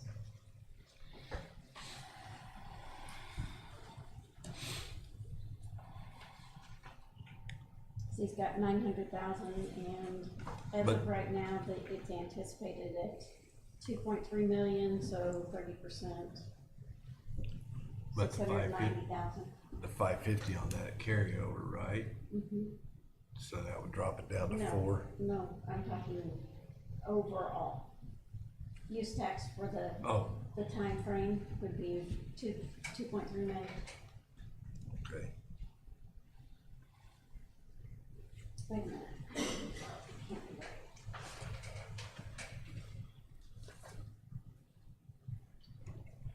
No, we brought in 2.3 million, so we've got another 600,000.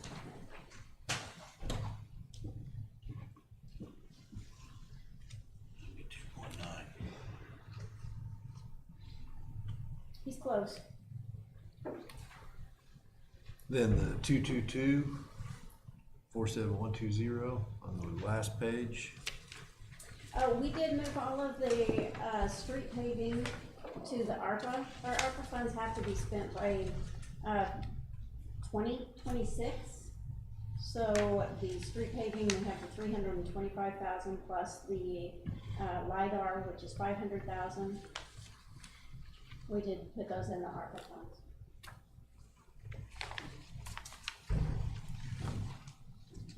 So the LiDAR, they have a company comes in, it's I don't know what the LiDAR stands for, but it's like a radar that shoots down into the ground to be able to determine what's under the asphalt, to determine what streets are in in good shape and bad shape and things like that. Kind of helps determine what street projects that they're gonna work on, so. How many streets? I'm trying to think if I would have to pull my list back up on the LiDAR, because as far as that list, we've actually tackled in the last couple of years and knocked out a majority of those streets. We have had, like, because of Mears doing their work in town, had to hold off on a couple of those. I know, like, Garrison is one of the major ones, but, it is something we're just trying to wait till as soon as the gas company gets done. I know Water Electric has a streetlight project, I think, but Garrison is one of them. Maple Street from Macon back north is another one that, didn't test too good, but, there's a lot of those that we've got on the list. It's just a matter of, it's a waiting game, make sure they're completely out of there before we start some of those. But, yeah, we do try to knock those off that list. So one thing that will help determine is, do we need to mill it down? Can we just overlay it? I mean, there's a whole lot of street decisions that LiDAR really helps with. And then also, do we have all the parking lots around the square now I think we have all the parking lots done. All the parking lots are done? Yep. They've either been resurfaced or resealed to where they've been, kept up, so I think everything's been resurfaced at this point, so. I could be wrong, but part of that LiDAR, it detects the density of the ground to depend on whether you need a. It's all about the compaction. Right, the compaction, how dense the ground is as opposed to not dense, because you can get by if it's really dense with 4 inches of asphalt, or if it's not, then you gotta go more. It determines how much actual asphalt that the street really needs, and how over the years, how long it takes to compact as opposed to the softer earth. Previous years, you would always have to almost drill a core sample. Right. Kind of measure your different And ways of that's how asphalt they used to do it, compaction. it's core sample. This is kind of doing away with that, so you're not disrupting the surface. Okay. Any questions? That's all of streets. Yeah, everything except for public health. Okay. We'll get to that later. Do we want to do public health now, or do we take a short break? I say short break since we've got a bunch of people out anyway. Okay. Well, let's take a 10-minute break and come back. Okay. That'll work, cause I can be.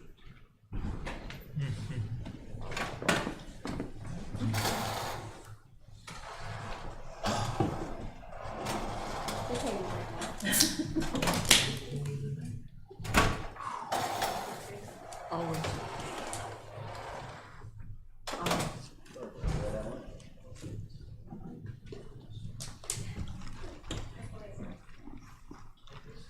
Need out, Justin? Oh, yeah.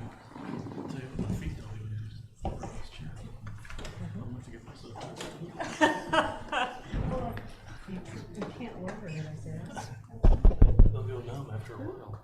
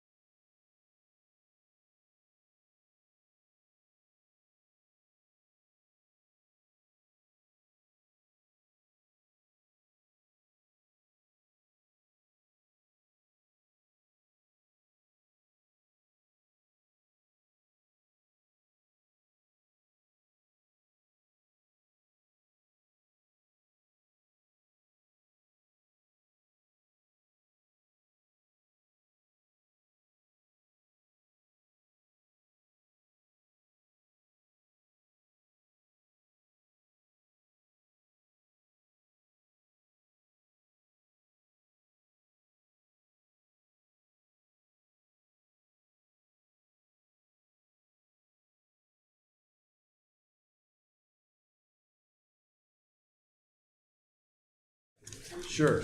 So, public health, we are, that funds mainly the recycling center and some other things within the street department. As you know, we have a great recycling center. I'm on the Region M board. Whenever they want to show a community how to set up a recycling center, they always come over here. There's a grant that funds a lot of our employees. That grant, nationwide, not just us. That grant was cut by 50% for everybody. A lot of people got no grant funding, and the ones that did get it got 50% of what they usually get. So we have a few things going on with public health. Number one, we have salaries and benefits increasing. We have that grant money that paid for the staff cut by half, and we have the cost of dumpsters and all the stuff that people bring out there that we need to get rid of. The cost of that, it's more to get rid of. Now, I know that we are reconsidering our waste disposal contract. I know one of the things that's very important to Zeb is to try to negotiate some dumpster fees that are a little more amenable to us, because those get very expensive. But basically, that's what's happening in public health right now. So I would venture to say, Tracy, please disagree with me if I'm wrong. We're probably fine this year, but we're looking at that fund probably not being sustainable. Also, that is the fund, unfortunately, that the Humane Society is funded out of.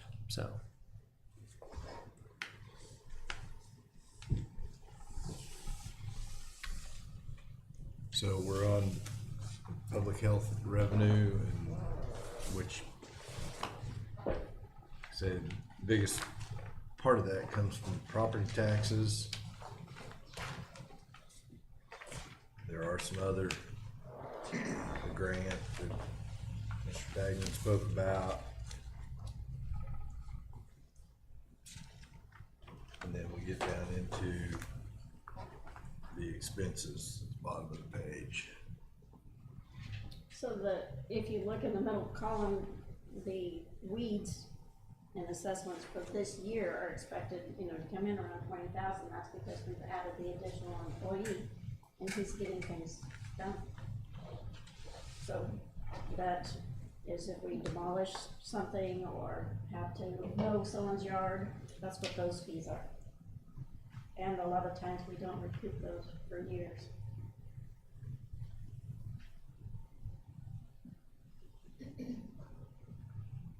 Also out of this fund comes the mosquito spraying and also the leaf pickup.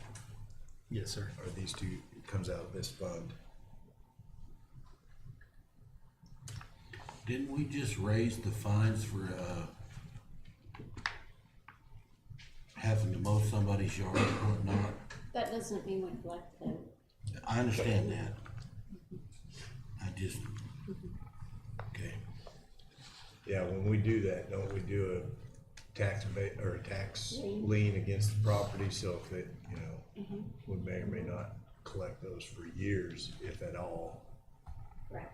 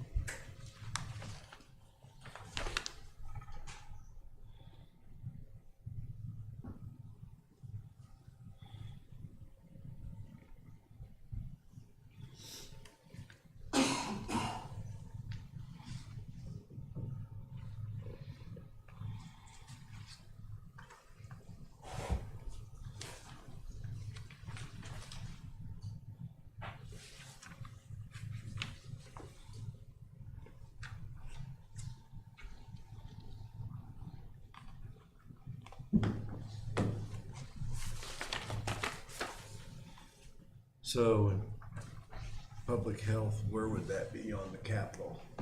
121. 121. So even if you take out all capital, they're still losing money. Yeah.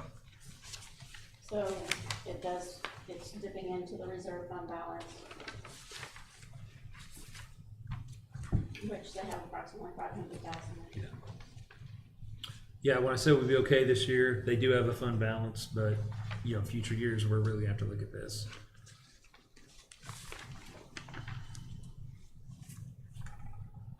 This is the last year on the street sweeper lease payment, I believe. That's the only thing, capital outlay, correct?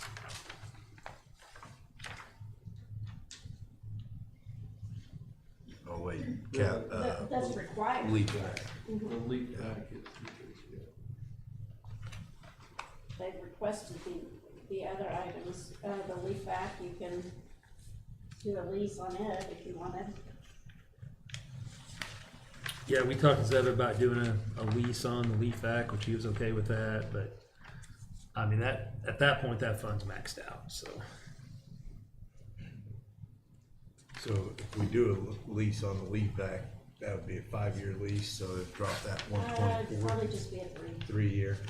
So it'd drop that down to I guess you could do a 5. somewhere around 45, maybe. So that'd help to fund a little bit.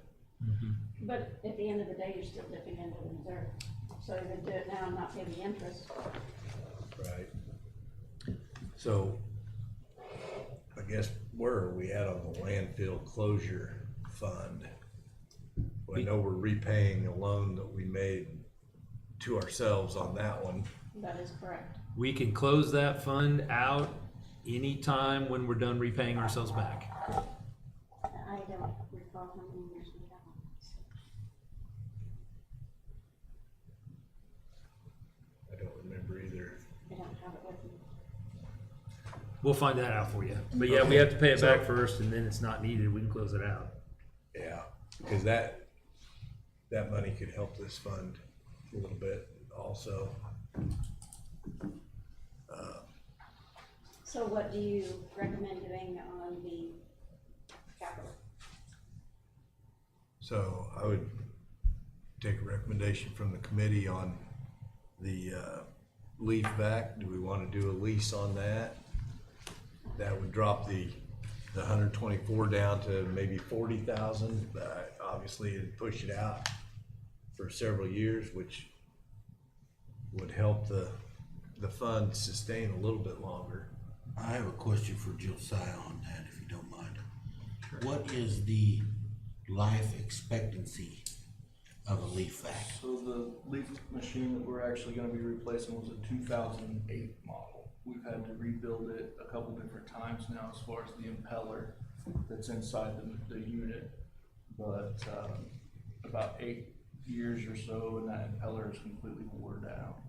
So those are pretty costly repairs, and then plus the engine itself that runs the machine has went through a lot, so. Gets a lot of run time every fall, for 2 months straight every day. And the reason I ask that, Josiah, is if we have it on a 5-year lease, if it's only expected to last 8 years. But if it was from 08, and Yeah, now we're in this one had good 14, life, yeah. so, If the 8 years would be, some maybe larger maintenance, but as far as the engine itself, knock on wood, we haven't had that much issues out of this machine for the life of it, so. It's just to the point where it's wore out. Also remind me, Josiah, what was it, about 4 years ago when we bought the second unit? Yes, So that unit was the only unit we had from 2008 until about 2020. yeah, Now we have 2 units. They still run probably about as much because we probably do more leaf pickup now than what we did back then. a lot more, yeah. but But all I was doing, Alan, was if it's just gonna be, if you put it on a 5-year lease, will it outlive that 5-year lease? Right. If it outlives the 5-year lease, your 5-year lease is your best bet. right, I agree. Instead of poking all that money out at one time. That way, if it does need some repairs along the way, a lot of the stuff your maintenance guys can pretty much handle, like the impeller, Yeah. things like that. They got some pretty good guys down there that can invent stuff pretty good. I think some of that stuff is held together with some man-made improvements that didn't come standard, but they still work. Yeah, And, so I would be for the 5-year lease. okay, I'm comfortable with that as well. okay, so, looks like everybody, all in favor say aye. Aye. So let's look at doing the, leaf vac on a 5-year lease. Absolutely, sir. And that will free up some money. It'll help us Account. sustain that public health fund, I absolutely agree. Yeah, the one thing in that fund that bothers me is the Humane Society Fund. That's the one that hits home for me because I just can't see animals roaming around for nothing. We need to get a handle on the people, not just having dogs and, you know, get them fixed if you're not gonna take care of them, okay? But I don't know what you're gonna do about that, Alan. I agree. My concern, I mean, I guess we can talk about the Humane Society now. Sure, if you want. My concern is, Chief, right now they tell you you can bring 1 or 2 a day because they are full. If we increase and we can still only take 1 or 2 a day, I don't know how we justify the increase, you know what I mean? Because our contract is for 350 animals. 360. So basically that's 1 a day. And so I don't know how we Well, increase. and I don't know whether I don't have an easy answer for that one, Alan, I don't. I know there's a lot of organizations out there that try to home animals. I see, all the time, I've got friends on Facebook that, you know, they're having, animal fairs and all this kind of stuff. Does it work? I don't know. It's 6 of one, half dozen of the other, but if we don't have a humane society and they can't sustain themselves, then where are the animals gonna go? Exactly. That's my only point. Right. Exactly. I'm not one that just wants, you know, tie them in a bag and drown them or something. That's just not, I'm sorry, that's not humane. But I do think that maybe we ought to look at something, and like I said, I don't have a clear answer to any of it. There's gotta be a way to impress on people. Well, I can tell you that Chief Hawkins did bring, changes to our ordinance. So, we had a meeting earlier today, basically it was, myself, Administrator Dagnan, Nancy Colley, and, Katie Logan from the Humane Society. And so what you're referring to, the proposed changes that we addressed, which, you know, if we can still yet improve that somehow, that's great, or just run it through as is, you know, whatever that turns out to be. So some of the things on there are to increase the licensing, which those monies, and it is a substantial increase of what was proposed, would obviously help, go a long way in helping. We cannot use court revenues for like dog at large fines. Those things cannot be used, or they cannot be calculated anyway. On their end, they did say they were looking at some grant funding for you know, neuter and then release type programs, TNR programs, and potentially other fundraisers. So they're trying to do things as well. We talked about the proposed changes that we submitted, and we will try to see if we can get that moving. Yeah, I mean, we've talked about in the past, possibly finding some money to help them sponsor a spay and neuter event, or maybe multiple events. Like I say, I mean, I don't know how we increase the funding if we aren't gonna be able to increase the number of animals that we take there, you know, I mean, there's kind of been this isn't the first year we've had this issue with Humane Society, I mean. Well, you're gonna have this issue every year. Yeah, I mean, we've had the issue with the Humane Society needing additional funding as long as I've been on the council for 6 years, and so, I don't know how we address it as a city. Who controls the rabies? Because everybody that has a dog in town needs to have rabies shots every year, and you get the little tag, and you have to pay for that. There's a tax on that tag. I just pay it. I just go in and pay it. So- I don't even look at it. But is there any way we could raise the cost of that rabies tag? So that is Is one that of the kind of what things, you were talking about, Chief? that is one of the proposals Okay. that we had talked about. We were gonna increase the cost if your animal's spayed or neutered, we're gonna increase the cost slightly. If your animal's not spayed or neutered, we were gonna raise it, I believe it was $50. It was substantial. It was $50, substantial. right. Right now it's $5. And that's collected at the vets whenever you take them in to get their annual shots. Right. And so that would be a substantial increase in that, which, you know, there's both sides. Well, if you increase it, then they just won't take their animals in and get them. Well, and then But- here's another thing. The only ones that are gonna pay that are the ones that are legal dog breeders. Yeah.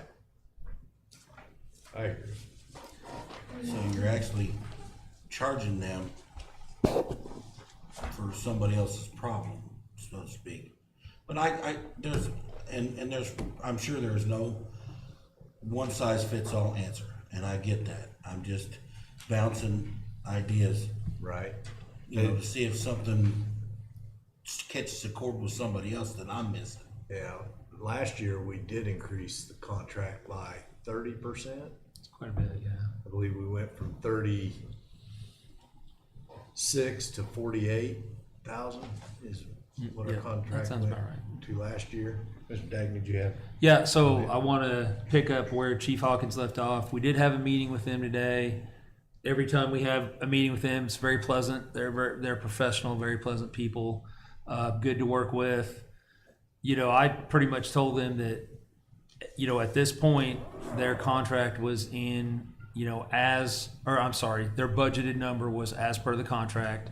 Everybody remembers it had a 3% stair, so it does go up automatically 3% this year.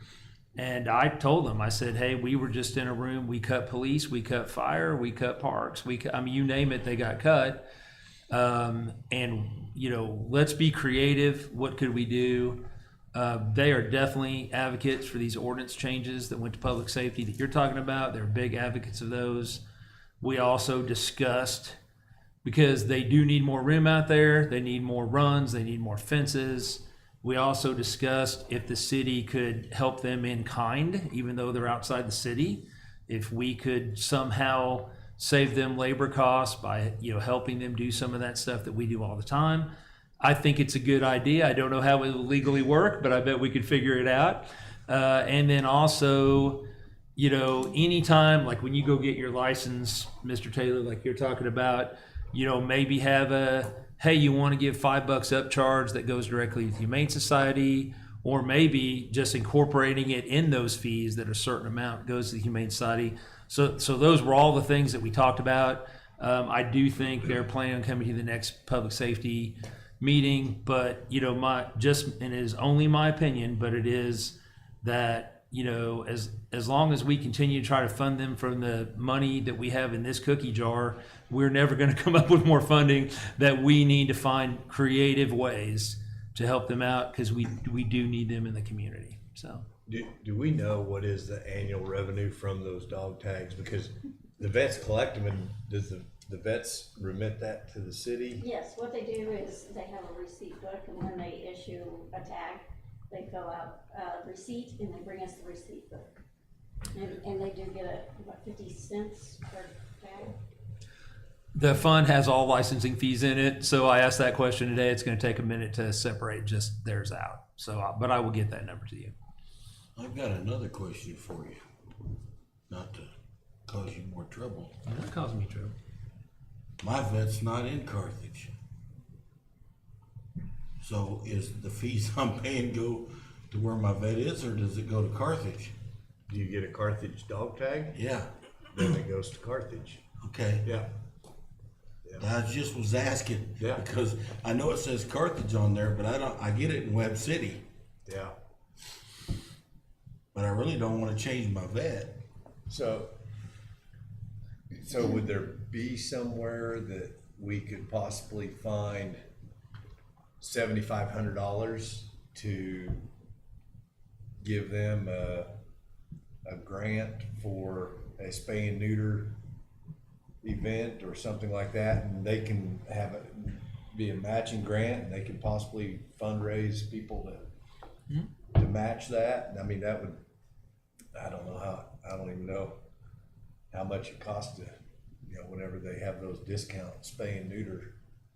I mean, that's a pretty small amount of money. We can And surely it's not, find that. it's not a big amount of money, Yeah. So, But it's something. but it is, yeah, I agree. Reserve fund. yeah, that's true. It come from the Public Health Reserve Fund I mean, right that's, now. because you've got, I mean, the general is balanced, so if you make any, changes in the general, then it's going negative. Right. Well, I would entertain a motion or discussion from the committee to give them a $7,500 increase specifically for a spay and neuter event. of some kind. I would back that, yes. I would back that as well. I am concerned though that, and I appreciate the fact that we're working with them, we're going to try to increase rates, et cetera. I continue to hear her talking about they've only got X amount of months left. And what are we going to do if they close, period? Because then we have a much larger problem. And one thing, Terry, I agree with you 100%. One thing that she kind of threw out there, which I thought was interesting, is if they had the right amount of runs and they were built the right way, that she feels like they could actually reduce staff and be more efficient. And of course, their big problem is payroll, as is everybody's problem that's running an organization right now, right? So that's what got me thinking is maybe we can help them that way. Maybe we can save them money by overtime. They save a little labor on some concrete maybe, but over time they reduce staff. So that's because I'm worried about the same thing you are. And could we find a place to take the dogs and cats? Yes. Would it be anything that any of our staff wants to do? No. It would not be fun in any way. I feel like we need to inject more cash to them. I just do. Because my fear is we're going to end up with no place to take our animals. And it could be a one-time injection right now. Well, I don't want to sound negative, but for the last 6 years, they've only had a few months to operate. So, I mean, this isn't anything new. We have new directors. I mean, we've gone through in the last 6 years. Humane Society is always on a budget crunch. Oh, I They agree. always are. So I don't every care year they what come time in you and have. say, we've only got X amount of months left. Pretty much. I mean, obviously their management determines how they're gonna spend their money. And obviously we can only give them what we can afford to give them.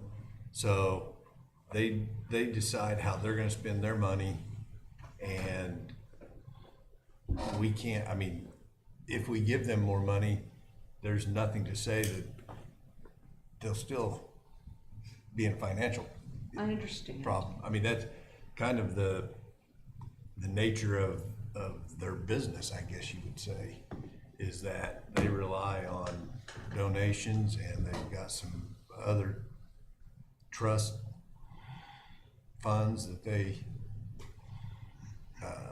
use or have. And so, I don't know, we can't give them any amount of money. I don't believe that would make a significant difference in them being able to operate longer, because we can't give them $100,000. I understand.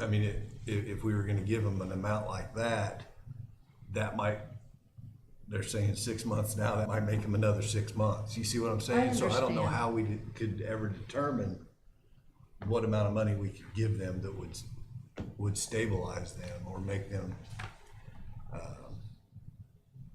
feasible, I guess you would say. It's an awful situation. It is, I agree. But, like I said, we increased their contract last year by 30%. And, I would be in favor, Mr. Taylor, of giving them a grant for a spay and neuter event. It's a start. I agree. Okay, I mean, it is a start. I don't think we can give a grant, I think we have to add it on to, because it's public. But funds. we can earmark it specifically We for can that. add it to their contract per se, but to actually say, oh, we're gonna give you a grant, we can't Right. do that. Right, okay. But you can add it to their, We can add it to their contract. right, Because and, they're and giving us designate a it, service for right, that. and designate it as this is what we're giving you for. You can stipulate it in the contract, yes. We could do a contract addendum and MOU. I mean, there's ways to do it, to get it to them, so. But you can't just say, we're gonna give you a grant. Right, Right. okay. If that's the best we can do, that's the best we can do. I mean, it's a start. I mean, Sorry. it's just like you eat an elephant one bite at a time. There's no way you're gonna fix this except one little bit at a time. They've gotta be willing to go out and get some more grants, whatever there's out there. And, they have to do their budget cuts and whatever. I know for this last silent auction or whatever that they had, I donated $1,000 worth of stuff myself. Now, whether they made $1,000 off of it, I don't know. Yeah. But, $7,500 would be about a what, 2.5% increase above their 3% that's in their contract already? Is that about yeah, That's a good way to look at it. roughly? So, I mean, it's something. So, if the committee's in favor of that, I am. okay? All in favor say aye. Aye. Opposed? Motion carried. And we'll keep moving forward on these other things. You'll see these at public safety, I see 'em. All these other, Yeah. ordinances and stuff, you'll I see. think that's that a new one public I'm on safety, now yeah. too. Yeah. Okay, so that's all of public health, right? So we're ready to move on to parks?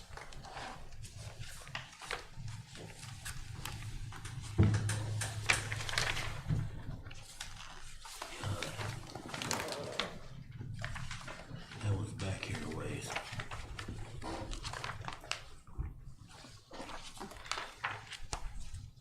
It's gonna be the 45121.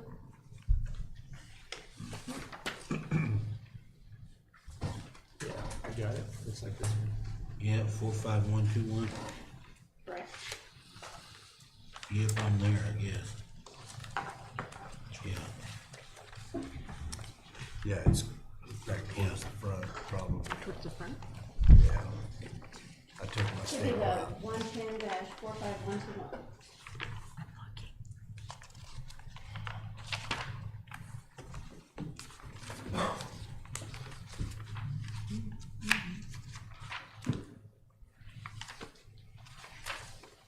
You go ahead and start talking, I'll catch up. All right, so looking at their operating.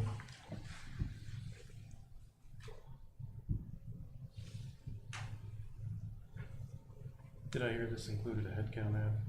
Is that what I heard earlier? Was that- No, not a, this is just the park, golf is separate. Dustin, golf, you're right, it's golf that does, different account. Well, I put them in the same basket. We do that all the time, but yeah, got the same director and all that, so.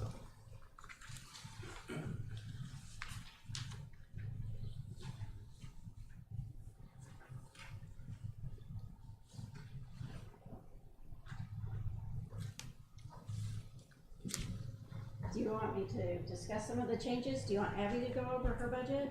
What would you Sure. like? Do you wanna do it? Or do you want me to? Sure, I can. The bottom line is the same, but after the past 2 years, looking at some of the numbers, I felt that my maintenance, line item was low and some of the other numbers were high, so I just reallocated within the different line items. We also added,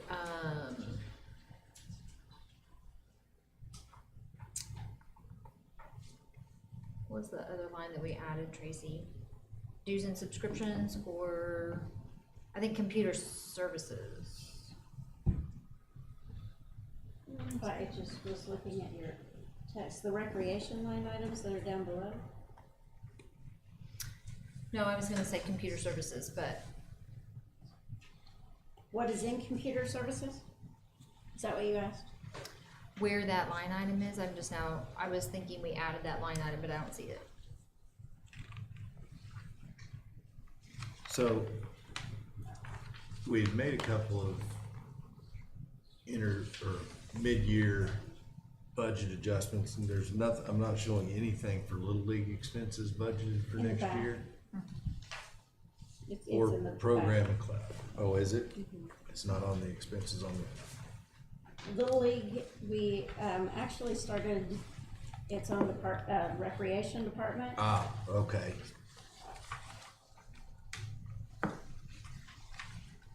I was looking at the first page there. Yeah, that's one of the things we gotta check into, cause you're right, those say 0, but you can see Little League and programming on that back one there. Yes, we talked about that earlier, I don't know why there's no revenue in there.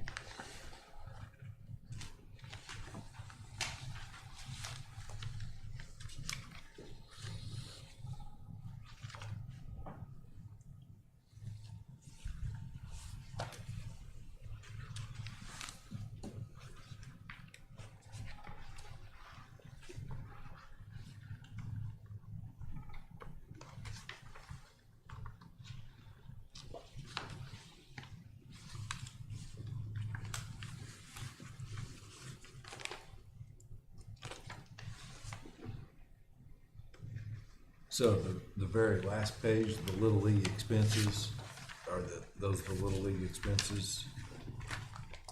30,500, is that?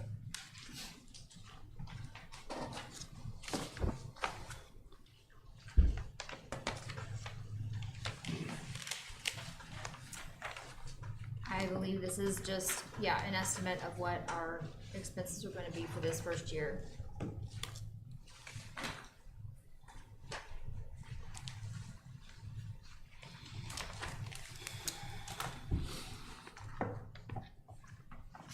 And we are in the middle of that, but it's going quite well. How many teams did you tell me you guys had? I know we have 155 kids, I don't know how many teams Hundred it is. fifty-five kids, that's pretty good for the first year. 15 teams.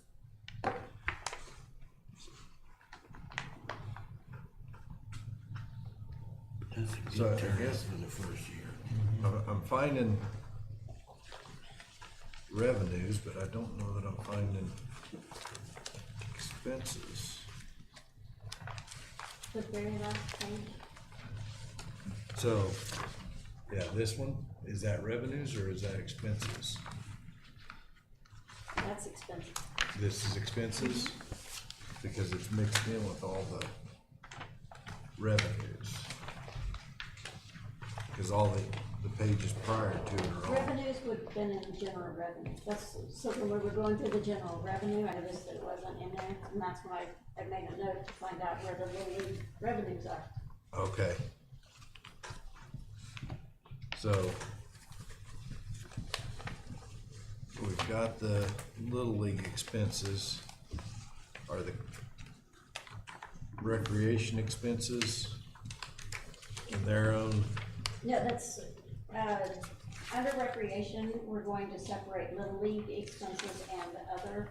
So not everything that they're going to be doing as far as the programming under this department will be, not everything will be Little League. Okay, so we're calling it Little League, but this is These are other, Little League expenses, but as she expands, there will be more, expenses in the recreation department. Other than just Little League. okay, What you may be looking for is So- like programming, which is Memorial Hall. There's some programming stuff in it. okay, so that's what I'm asking about, is that we increased mid-year budget adjustment for programs at Memorial Hall, and then we also increased budget for Little League, Yes, and I was just looking for both of those, but Little League is separate. and Memorial Hall is separate. Memorial Hall will be programming that program. And I think the Memorial Hall programming's in there. Well, there's 10,000 in here, for programming and classes. I assume that is Memorial Hall, and that I That's for don't. programming revenue.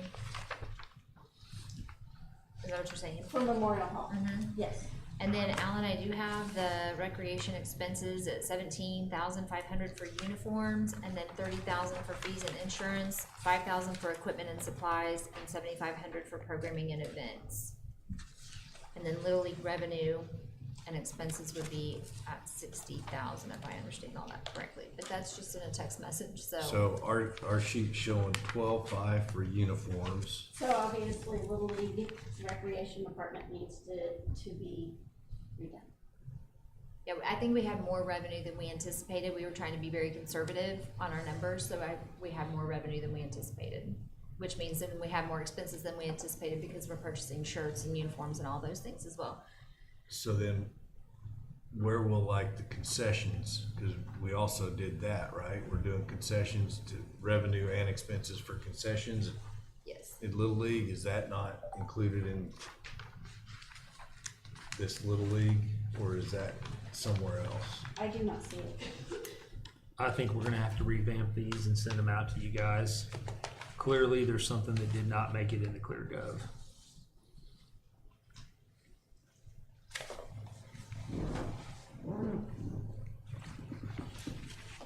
Because, Seeing it either. I mean, those should offset each other, right? I mean, I assume we'll have a little bit more revenue than we do expenses on concessions at Little Oh, League. absolutely. But I mean, Because- but Yeah. they should, but we should, we And we still had have it to allocated show 'em. last time. Yeah, I think it just got left off the list maybe because I don't see it reflected on. I do think we're okay on all those funds, but we're gonna get those out. You guys should see them. You guys should be able to see revenue and expenses, and we'll get them out to you. Somehow they didn't make it to the sheet. Okay, so any other questions on Little League? Or, It's kind of hard to ask questions when there's nothing there. Yeah, there's nothing for you to see. It's a little hard. well, there's Yeah, got but it's not 4 line correct. items on here. Yeah, But- but they are not correct. I mean, Yeah. honestly, that's a great reason why we do this, Yeah, I right? I So, agree. So, parks expense, which is 110, 121. Are there any other questions that kind of led us down a little bit of a rabbit hole, getting off into Little League? I don't have any.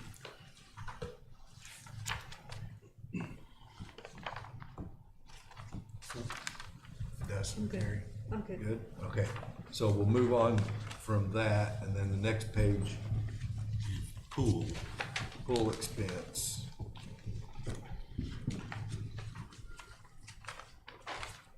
So, our contract with the Y, was it a 3-year contract also? 100,000 for 3 years. So we see a 3% increase in that. No increase in that one, I don't think. Wasn't it I increased it 100,000 flat 3%. for 3 years? It does reflect it in here, but I did think it was 100,000. We- Yeah, that's a We're showing mistake on our part. It's 103. it's 100,000 flat for 3 years, Okay. so that's a mistake on our part. Okay.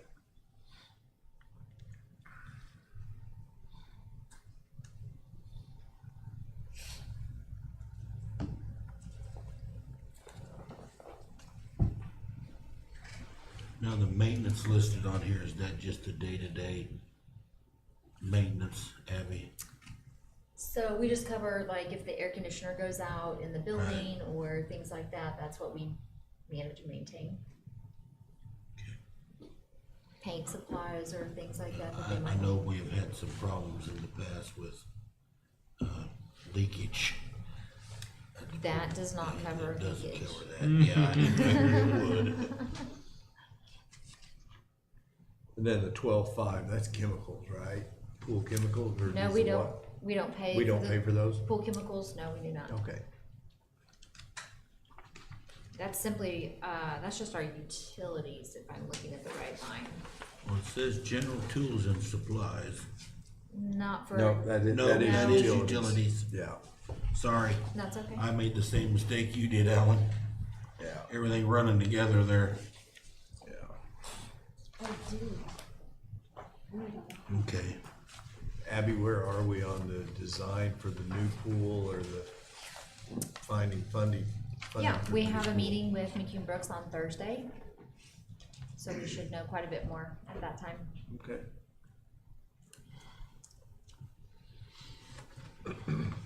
Any other questions on pool expenses? No. And my next page is Memorial Hall expenses. That's what I'm seeing.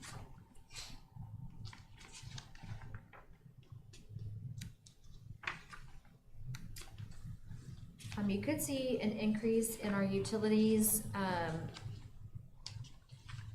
year, 2 years ago, some time Yeah, ago. A couple years ago. Couple years ago, we were about $4,500 short on utilities and have been consistently, since that time. It never got adjusted or put in, so we did have to make that accommodation. That's why you see a higher number there under utilities. Yeah, it's probably actually a mistake 2 years ago. We just lived with it, but we went ahead and made the adjustment this year.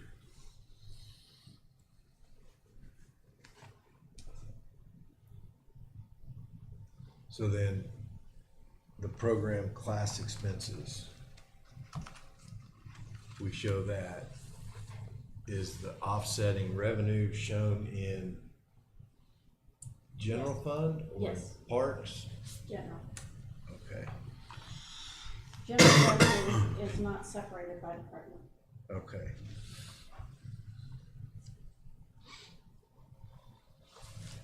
Are you looking for it? No, I see it, it's right at almost, it's third line up from the bottom. Okay.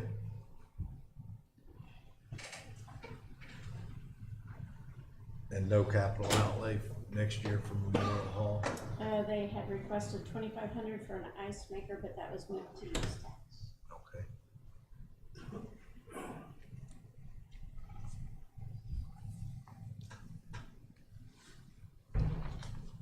Questions on Memorial Hall expenses? Dustin, good?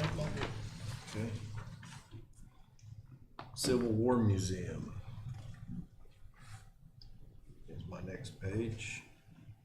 Mr. Snow, do you want to tell them about the switcheroo that we're going to do since we're on Civil War Museum with tourism and parks? Oh, okay, yeah, so I guess we probably could wait on Civil War Museum. So, in the past, the Civil War Museum has been part of parks. We're going to move that to tourism. So, Jen will oversee the Civil War Museum rather than having, I'm not sure who, Chelsea oversees it, has been overseeing it from the parks, and parks has had it. And in exchange, Abby gets Food Truck Friday, Yes. which is under tourism now. So just flip-flopping those two where they make more sense. So we'll hold off on Civil War Museum until we get to, because doesn't tourism have their own? Yeah. Yeah. So is that all of parks operating and now we go to capital? We can, or we can talk about golf, whichever you prefer. Oh, golf. Forgot about golf. Let's go ahead and go to the park capital. Yeah. And keep it together by fund. Yeah.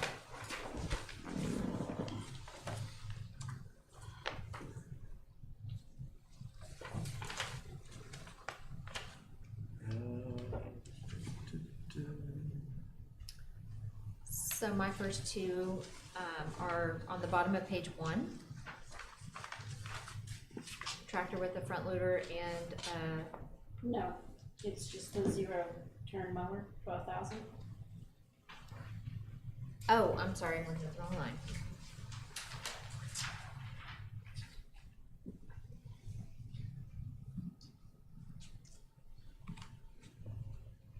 Everything else was moved to the use tax.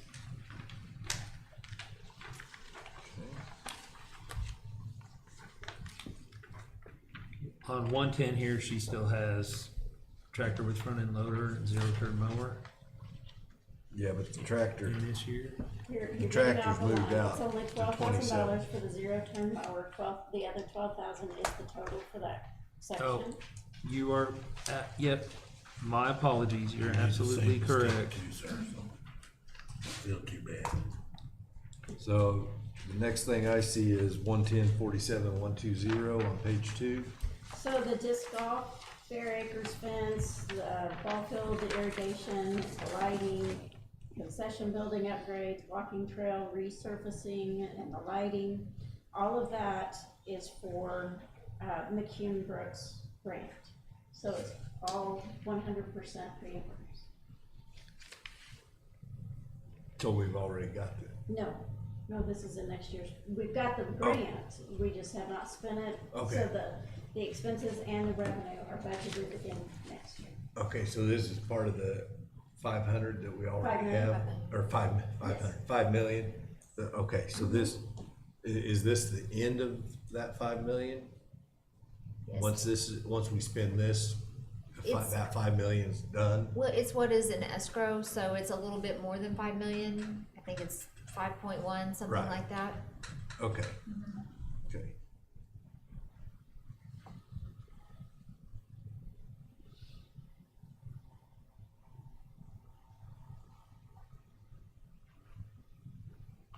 Any questions on that section? And that is the walking trail at Fair Acres? Yes. A lot of, just deferred maintenance, repairs, fence repairs at Fair Acres. There's a lot of repairs that we need to make there, that facility. Have we found out, are we the proud owners of Fair Acres yet, or is it not? Believe it or not, it hasn't, I keep being told we are, but it has not closed yet. When I'm at commission meeting tomorrow, I need to ask about that again. Any questions on that section? Alrighty.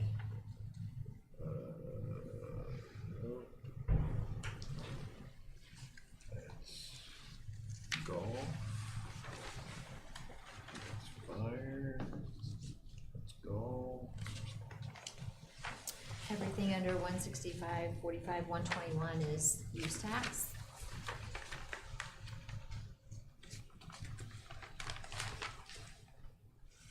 Ah.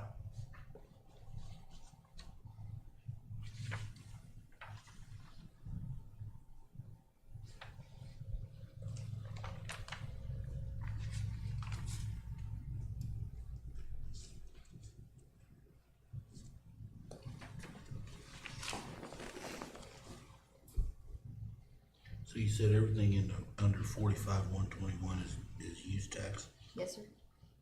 Thank you. So it looks like it goes through Fair Acres, then there's a couple of golf items in there. And then down to Fairlawn Roundabout.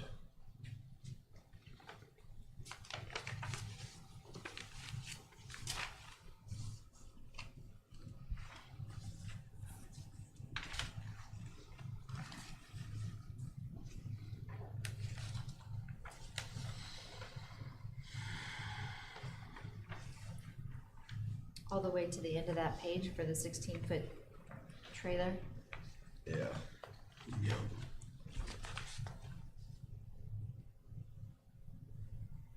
And I know you guys all know this, but the way the use tax was set up is the lion's share did go to parks. So if you notice her list is longer, that is intentional by our public who voted for the use tax.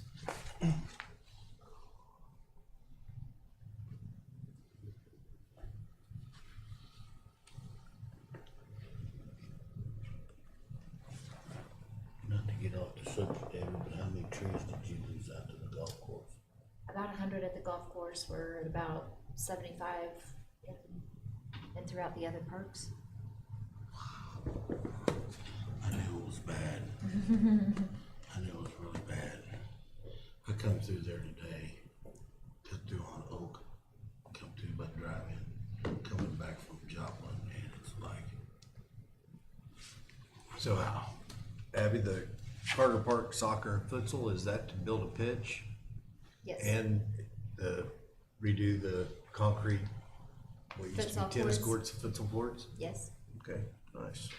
And all of these were, have come out of the Parks Master Plan. Most of these are a direct result from the committee before we did a strategic plan, so we could, pick some things to focus on. Obviously, that Parks Master Plan has many, many things in there that we could focus on, but we needed to choose several to prioritize, so that's what that committee did.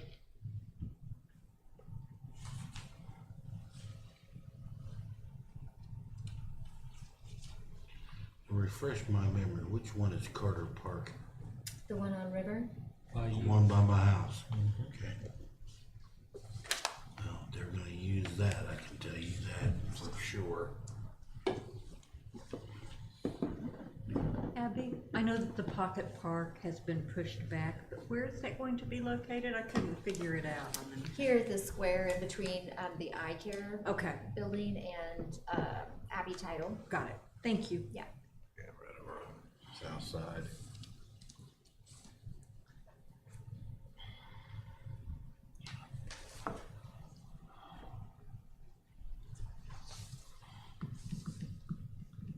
Any questions on the, Everything looks good to me, Alan.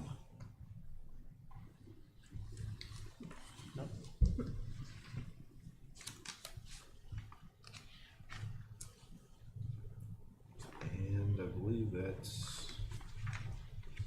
all capital on there.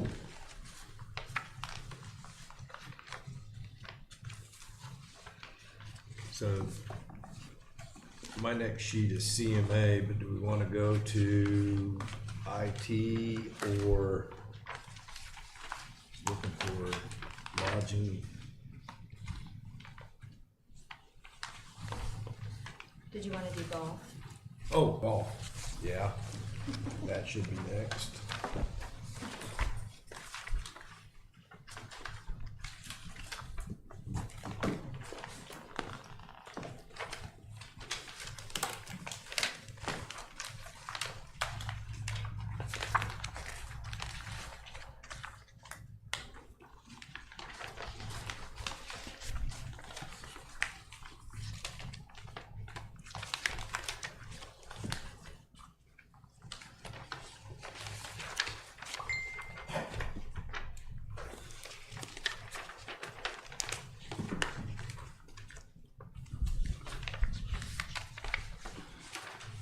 So are green fees up that dramatic, that you're gonna see that big an increase in revenues?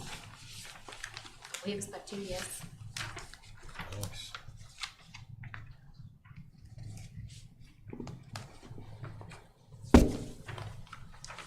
This last year, we averaged, 400 or 500 rounds extra per month than we did this time, last year.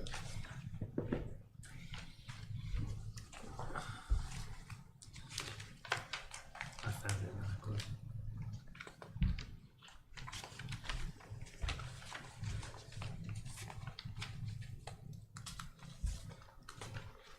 And pro shop revenues?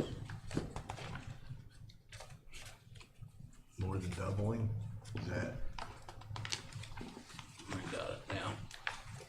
So this last year, I think we were given $70,000 for that account, if I'm not mistaken, and then we added another 50,000. I want to say in February, Sounds March. right. Does that sound right? For the remaining of this fiscal year, and then we would have that same amount in subsequent years. So as we mentioned before, golf is So golf, because it does have its own separate fund, we were able to add an employee there. Abby can tell you about what they're gonna do and whatever. Does not affect the general. And kind of the deal we cut was as long as the golf course is profitable, theoretically, if you had another employee, maybe it should be more profitable. As long as the golf course is profitable, that we would keep this person going. And so that is how we added that employee. Which side is that on? Maintenance.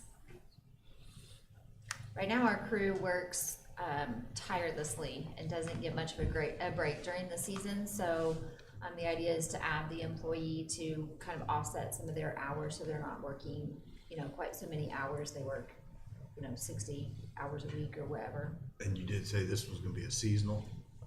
No, this is a full-time. Full-time. Yes.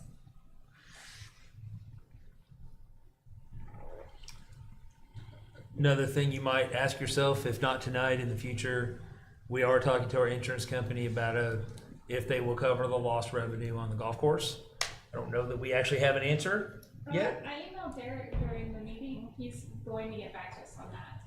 but it is something they would possibly do for this time that all the trees are down and we can't open the golf course. In May last year, we made $112,000 in revenue, and I believe so far we have $90 or something like this. It's like a ridiculous number. I think it's $12,000 to date.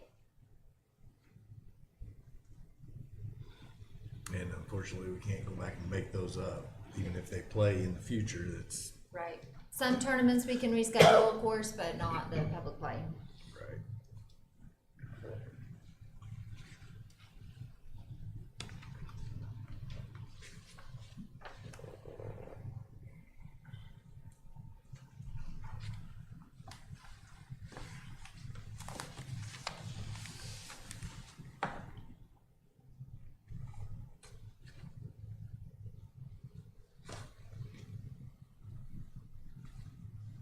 And all my golf requests come out of use tax for the equipment that I need for this year. I'm sorry, I didn't. All my golf requests for equipment come out of use tax as Okay. well.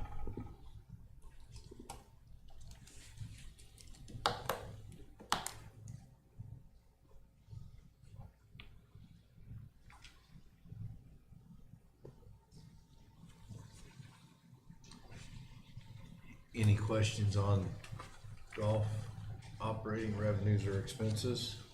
None, sir. Alrighty. Can the flags have locating devices so they don't? Wouldn't that be great? That's a good one. I think they've been stolen 3 times in the last 6 months. Let's see, where would we?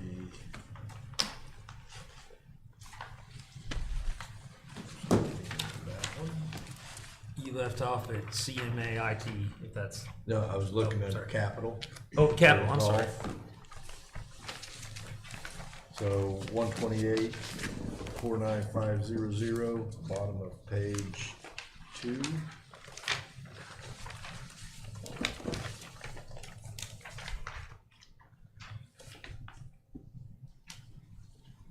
Just the top 2 items there, the golf carts. And those are lease purchases, and this is, park stormwater.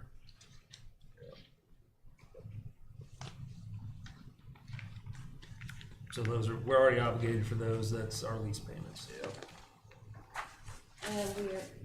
We are obligated for this year. Right. How long is the lease on the current cards? It ends next fiscal year. It feels like we've had them for a while. I know how much you have. Yeah, I was gonna say, you must love those things. No. We're looking into some other options potentially. The color just makes them extremely hard to appear clean.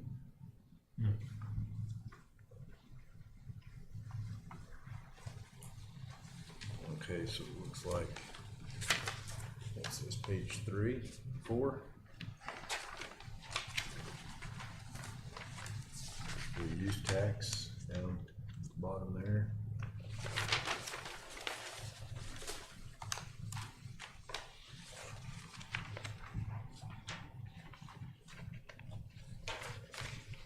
about, the fifth one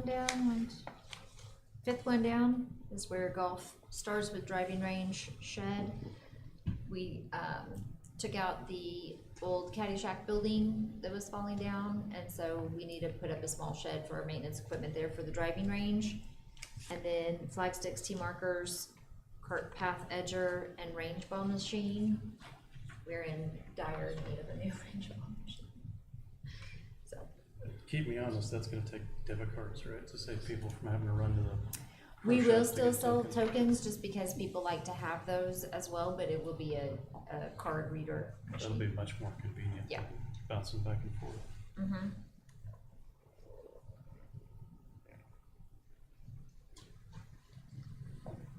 And I think that's all right. Page one, huh? The one for renovations. I don't know if there's any, On the- where you- your first page. That's moved out to the next year. I looked at. About the 500,000. Pro shop renovations. That was, if we had gotten, well, if we had made some changes in the pro shop, yeah. I, And it's pushed out. I missed that it moved over. Yeah. But actually, it shouldn't be in that line item anyway, cause that's part. So I actually had made a note on that. Did it get any damage? Pro shop? We just left the sign and then some of the patio, what do you call that? The roofing material composite out on the Shingles. patio. No, it's like a plastic. Oh. Oh, yeah, I know what you're talking about that. Aside from all the other damage to the, Well, yeah, I haven't even yeah, attempted just to building wide. go up there. Not too bad. Alrighty. So that's all of parks, golf course, Memorial Hall, And recreation. and recreation. And you'll get the Little League thing We'll get it straightened out. straightened out. I'm gonna skip CMA right now and go to Michael. IT.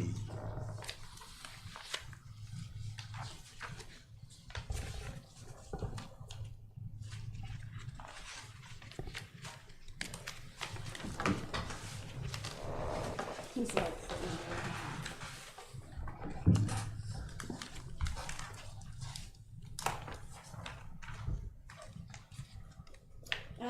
on the IT side, the increase in the professional fees is the Stronghold. It also, they're adding in our Microsoft fees. There's several things that our contract with them is going to cover now that used to be under subscription. So, we still have some questions with them because I'm not sure if we have if the AnyDesk, we do have AnyDesk right now. Not sure if they're gonna cover that. Also, if we go down to the subscriptions, that's why there's a decrease there because they are picking up part of that, those subscriptions for us.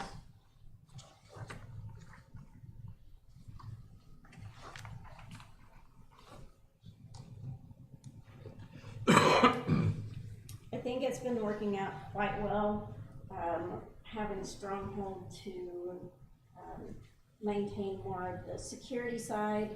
They do notify us if there's any kind of a breach or if there's any problems. They do communicate quite well with Michael on that. I know some of you are new on this committee. What has happened this goes back even to when I started, we had, everything was just being piecemealed together. And then we wound up, bringing Kevin on board, and he took shortcuts that shouldn't have been taken. And so Stronghold has helped and continues to help get us back to where we can meet industry standards, because as of right now, we do not.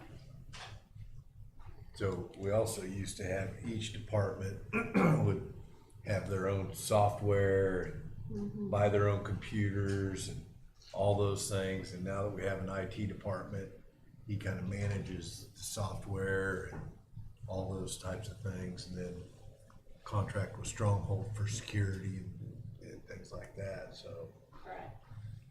Security backup support, Yeah. that sort of thing. So the other big thing on there is capital outlay, and I believe that's on the last page, is that? No. Page 2 at the top.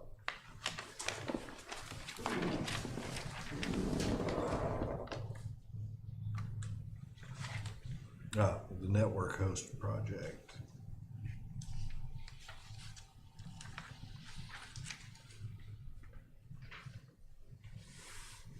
So the big item under the IT is the network and host project.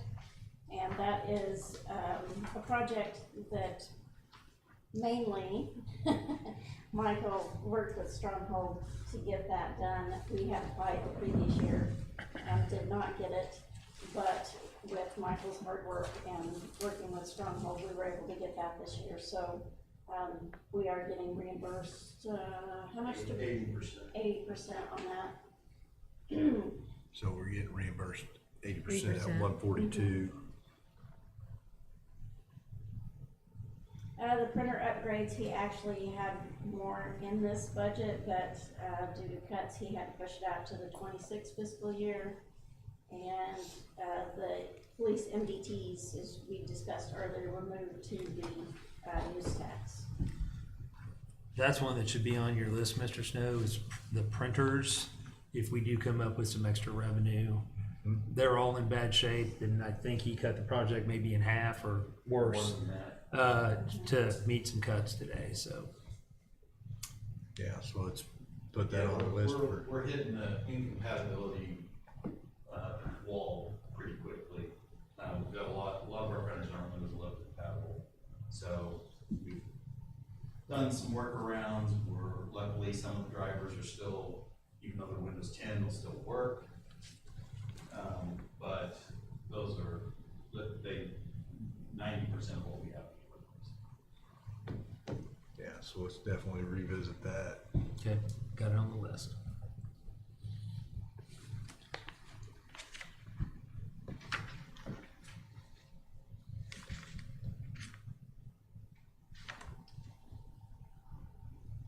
So then, did we talk about the MDTs when we talked about the police, or? That's for the fire department, the $2,000. Police departments were moved to the use tax. Yeah, so the use tax, we can see where.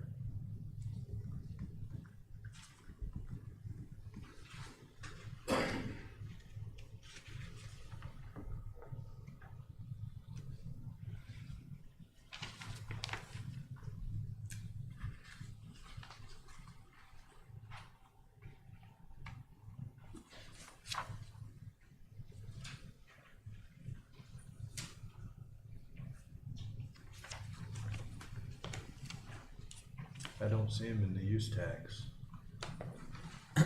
Under the police, or is that included in the outfitting costs?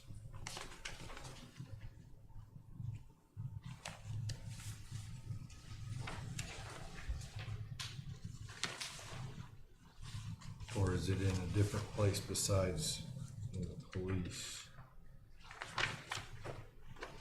Use tax portion. You're correct, I don't see it, nor do I see a couple other items that were supposed to be added on here.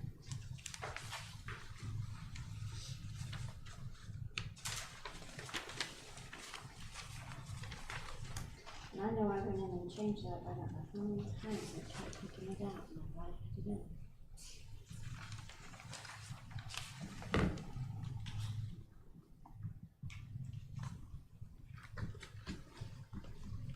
So what was that amount? $2,000 for the? 2,000 is what's still in my capital, and that's for the fire and the, what went to, use tax should have been 26.5.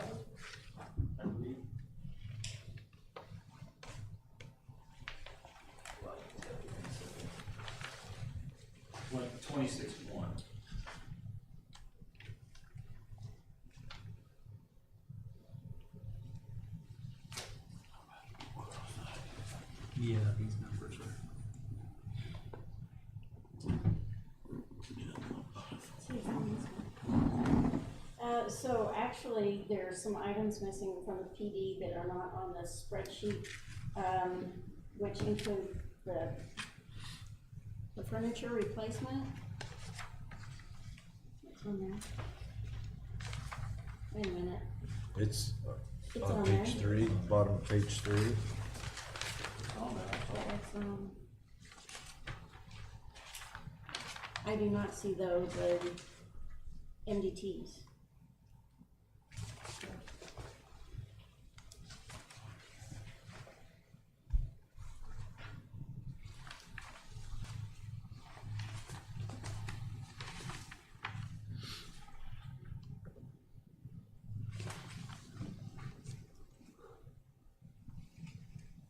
Okay.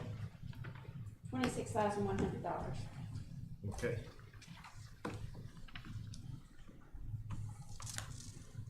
Anybody have any questions about any of the other? Good catch on that one. No, sir, I'm good. Alrighty, so that takes care of IT. One of the things that's exciting to see is we're a little over halfway. The stack remaining is smaller than my stack starting. Just curious, I know we've got a couple of department heads that would probably like to leave. Oh, Are yeah, you done with, fire and, yeah. which ones are you done with? I think we're done with everybody except for Jen now.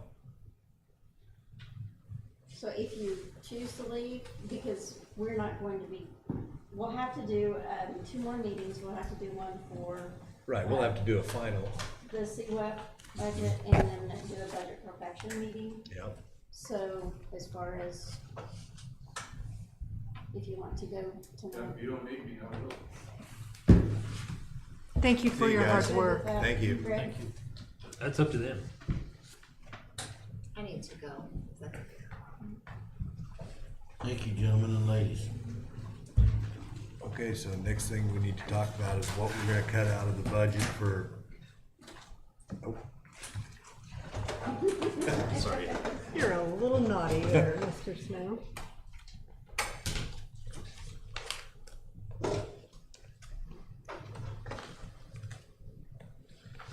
Okay, so lodging tax, is that where Jen's? Yes, sir. Yep, correct. Okay, we'll go ahead and get Jen. Civil War Museum's first, Oh, Civil War Museum. 110,45132. There we go.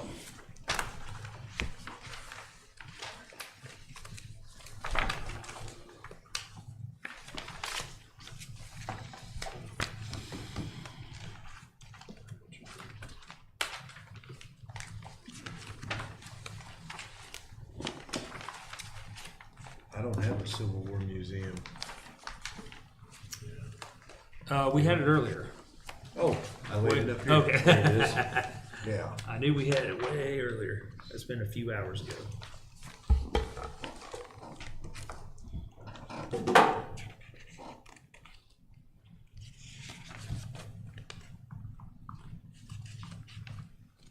So it looks like really the only real change is we had that $6,000 for the new video this year and we don't have it next year. Correct. So, And it's a little bit off topic, but PBS is here filming a documentary type deal. Jen can tell you about at the Civil War Museum. Yeah, we'll be on, I think that was airs maybe September, early January, they're gonna let me know for sure, but, they interviewed Steve Cottrell over at the Civil War Museum, so it was Samantha Brown's Places to Love on PBS, so super excited to be a part of that. nice.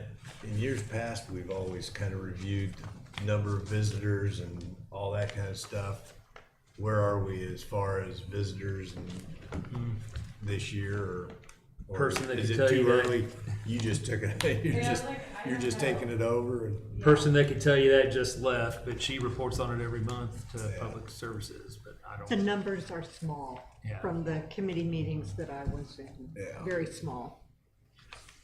So do you have a plan, Jen, to do some advertising to try to get that number up? Absolutely.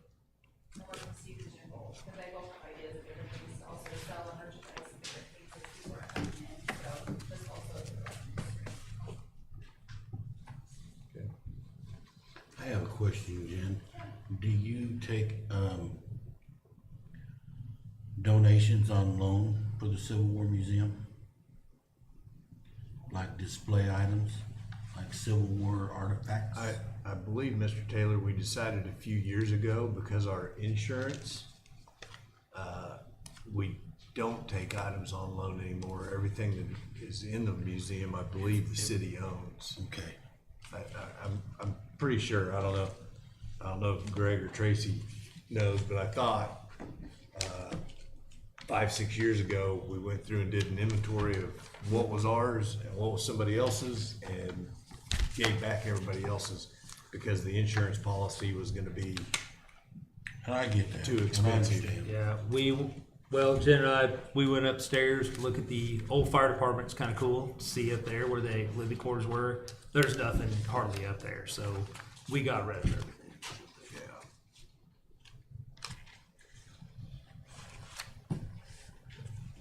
All right, so anybody have any questions on Civil War operating? Again, it's a great little place for our city to show our history, and doesn't come close to generating enough revenue to maintain itself. If I can be of any help with that, Jen, as far as getting more people in there, I would be more than happy to donate my time or whatever to help. Get some more folks in there, because it is important to this town. It is, and I've been working really closely with Basil, who is the state, site administrator for the Bell Carthage, and she also has a Civil War fund, so just also getting more schools involved and more tours, just getting people to know and then tell their parents about it and come back, so definitely, I'll have a broader plan later. And you still just have the two, basically part-time employees? Yes. Yeah. All right. So no capital on that. Now we're ready for lodging tax, yes? Sir, yes.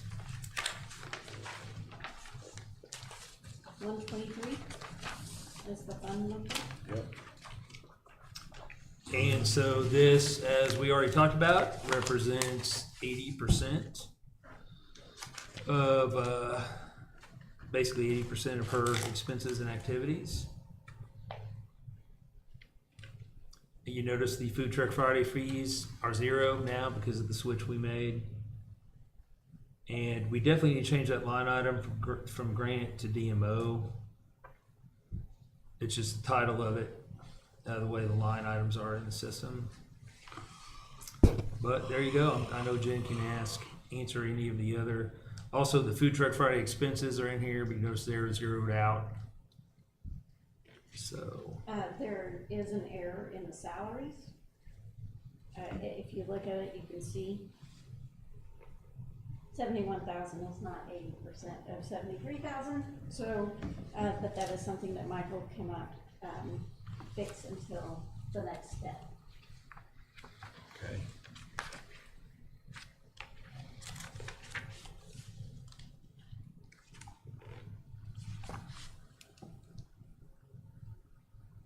the tourism rent is in here, which that is totally up to you, Mr. Chair. We can talk about that now, or we can wait till we get to talking about agency contracts.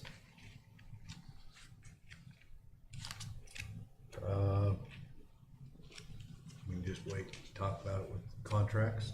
Yes, sir, that's great with me.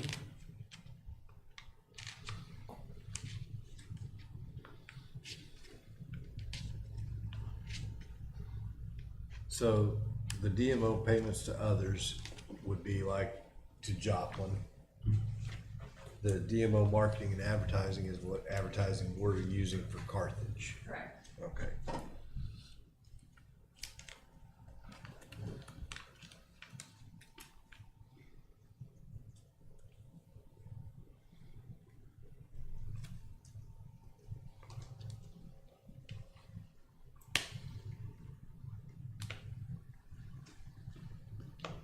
questions on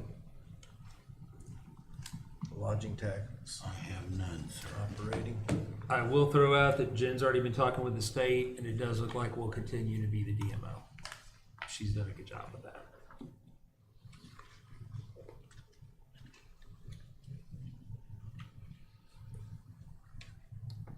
Terry, are you? Well, I'm looking for the page for the other compensation, which was it in the 30,000 range Yeah. from the city? It's So toward is, the It's in the so, general fund. second one from the back out of the general. so is total compensation to, in the 100,000 range? No, that's what I'm saying, is there's an error. Okay, in thank the- you. Yes. Yeah. There is an error in the salaries, but it can't be fixed until we get to the next step. Okay, and so what should this number be? Approximately. I heard you say there was an error, but I didn't hear the rest. My apologies, I should have No, it's asked. okay. 80% of 73, 286. 58.6. 58. Thank you.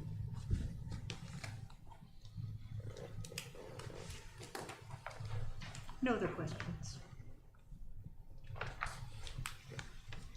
Alrighty. So I believe we're finished with no capital, right? Correct. The Placer AI. Placer AI. Oh, That it is under the ARPA fund yeah. for the first year.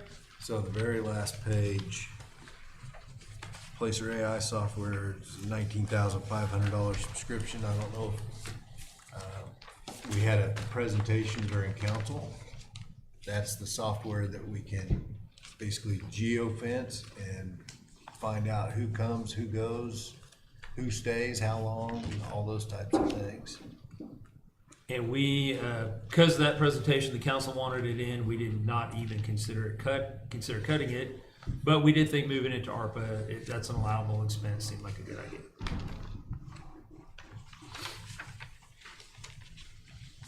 Works for me. All right, that takes care of all of that one, right? So what do we have left here? Well, my next page was civic enhancement. Yeah, I've been skipping CMA, Okay. civic enhancement.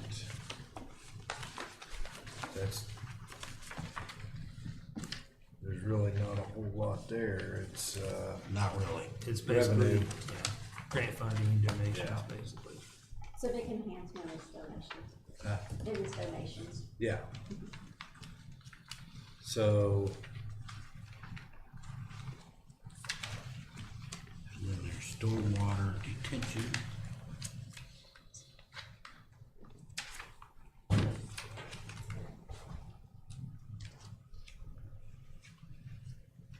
do we wanna just go CMA next?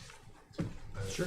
Kind of been skipping it for, So for everyone, if you don't understand CMA, when I was police chief and the city administrator would say, we're paying for that out of CMA, I just thought it was a magic fund. I didn't know what those initials stood for. Had no idea, but basically it is a city hall run fund for, like, example, when you guys go to MML, it comes out of that. It is stuff that is really dope. It's central municipal activities. It is expenses that don't really fit in with another department. That's how it ends up in CMA. So that's what you're looking at there. so Got to find it. the CEDC contract is in CMA. Yeah, yes, sir. Chamber contract is in CMA. Yep. Vision Carthage. Vision Carthage is in CMA. Mhm. So I suppose we could start by, Oh, let's talk about those right now. I mean, I hate to have Julie have to sit here. well, if you want to start with the chamber, sir, and that way they can leave if they want. So the chamber had a 3-year contract with a 3% stair step. So that is what is in the budget. Now, one of the challenges that we had, which I think we've overcome, is $13,000 of that is to rent a space, which our tourism person was sitting in that space because of some issues I don't want to talk about in a public hearing. The tourism person is here now in City Hall. And so, as you all remember, we worked very hard to find the chamber that funding and get the chamber that funding. And so I think just because we don't have a person sitting in their space, we still want to keep them whole. And so there's a couple of options we talked about when we did our budget hearings with the mayor and Mr. Snow. One would be if we take out the rent, which is what the budget reflects, and sponsor them at the next highest level, it would be almost to the penny the same amount of money. So we could sponsor them at a higher level, city could get more benefits, they would get about the same amount of money. So that's one idea. The other idea that came up was to just let it ride and leave that space empty and keep paying for rent in case that space is needed in the foreseeable future. I will leave that up to you guys what you want to do, but what is in the budget is sponsorship plus what would normally be rent plus 3%.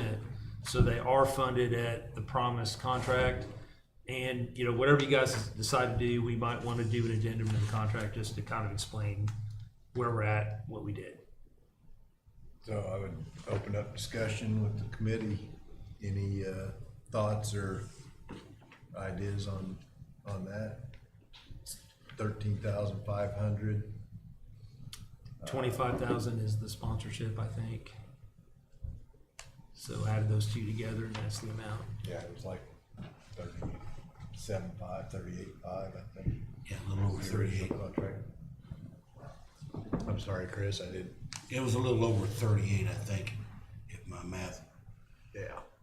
But I don't think it makes sense to write it out, when we're not using that space. So are we still paying utilities on that space even though there's nobody in there? Our contract didn't include utilities, it just was renting the office, they paid the utilities. Okay. I would probably agree with Ms. Heckmaster. I think if we go up on our sponsorship, we get more visibility on some of those other events. I don't know what events we're not sponsoring yet. But there's also the active personnel. I'm sorry, we just speak a little louder, Julie. First, we're gonna turn it over. Yeah, definitely. If you, and can everybody hear me from here? Sure. I was a college cheerleader, so I can project quite a bit. You'll have to excuse me if I read off my phone a little bit. This is past my bedtime, so I'm Shelby Bogruder, and I'm a local business owner, chamber member, and a member of the chamber board. I've been made aware that the tourism director vacated the chamber office building through what sounds like no fault of the chamber and also no fault of the tourism director. It's just a truth moving forward that we have to deal with. It sounds like Julie definitely has some ideas as far as sponsorships to make right on the rent aspect. It sounds like more of the question right now moving forward is the personnel aspect. So right now we have about a little under $4,000 allotted to using a staff member to answer tourism questions, phone lines, and greet visitors when the tourism director is unavailable. That will now be 100% of the time as she's no longer on the premises. And just speaking for myself, like I said, as a business owner, I know that the chamber is completely different from when it was when I started practicing in Carthage 7 years ago. Julie and Paige have done so much for the community in a time when our town is kind of divided. A lot of their events, everyone can really get behind business growth and things like that in our community. I want to see them continue on that same trajectory, and I think it just makes sense to make them whole on the personnel aspect, because even if we do a very conservative estimate of a minimum wage employee spending 10 hours a week doing some of those tourism things, that still comes out to over $6,000, whereas the estimate right here is $4,000. So there is some discrepancy there, so I think we're just asking that you look at that and adjust that contract according to the expanded scope of services that they'll be providing. And Julie can answer any specific questions. I, as a chamber board member here, I know she's here, so also if you have any specific questions, let us know. I think as far as sponsorship goes as well, the rent aspect of that was $9,500. In order to add, the only really thing that we could add, you know, to make that whole would be a chamber partnership, which is part of our investment packages. And that's roughly $10,000 for that. That way, I mean, I figured up that's a total, that would be an additional $500 to make that whole. Because we can't just give 14 different golf teams, we can't do 30 seats at the banquet and things like that. So versus what you're already paying with the contracted fee with those sponsorships, the $38,882 would be for 2024.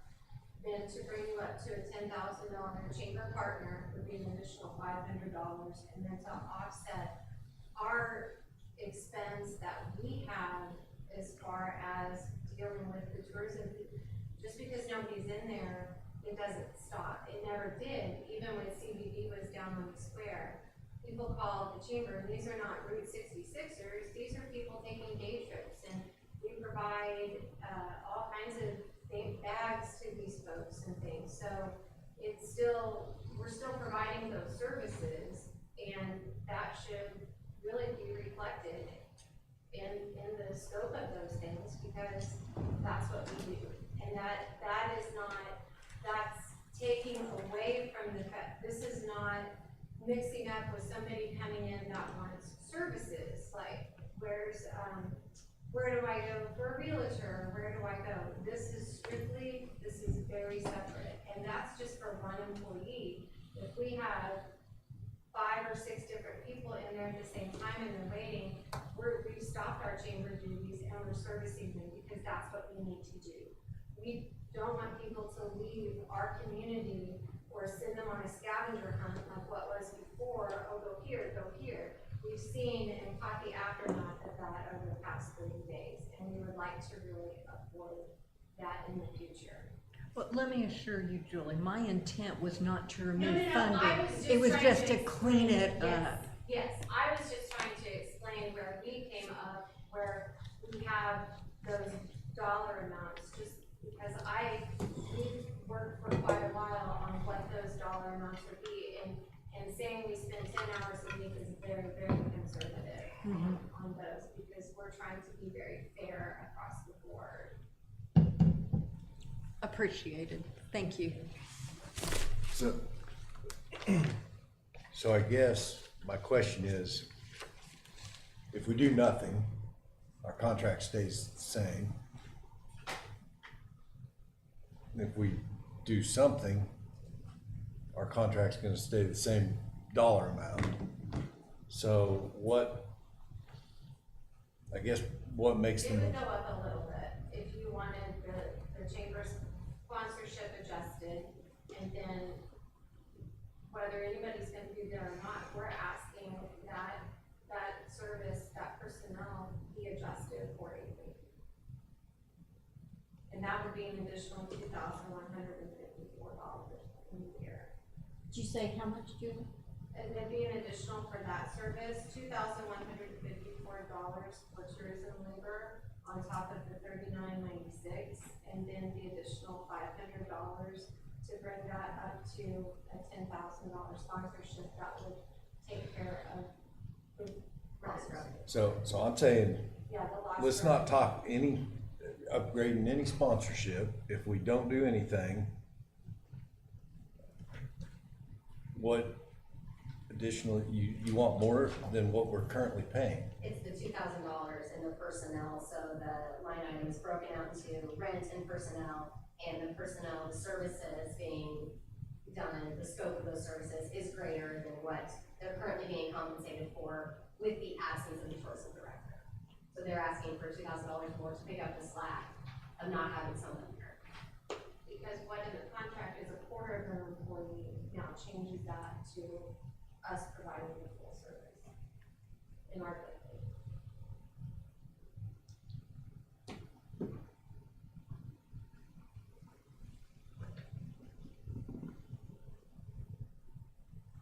I think I'm gonna need some more time to think about this. Yeah. I agree.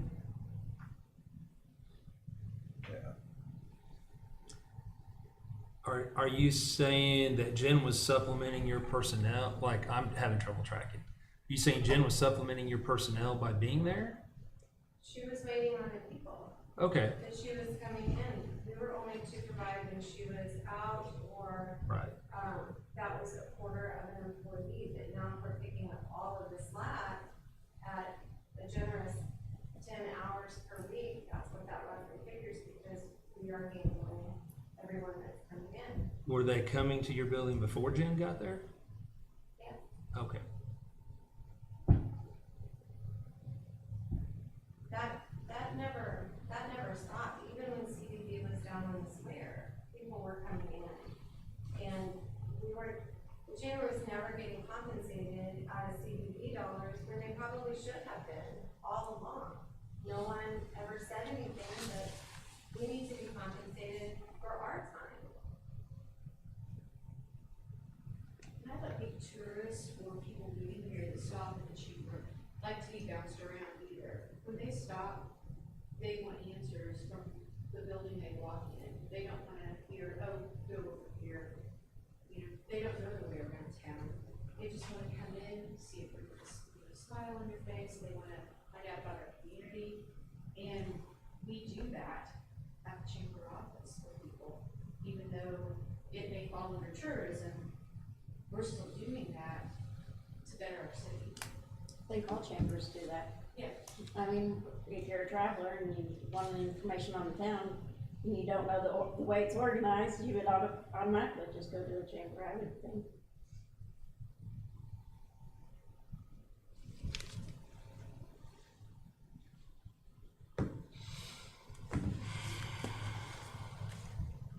So I think I want to think about this a little bit more.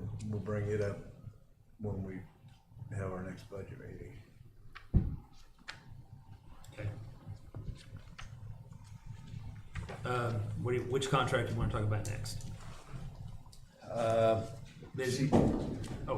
CEDC. Okay, so CEDC has, of course, we have a contract with them for 70, if I remember right. It has no stair steps.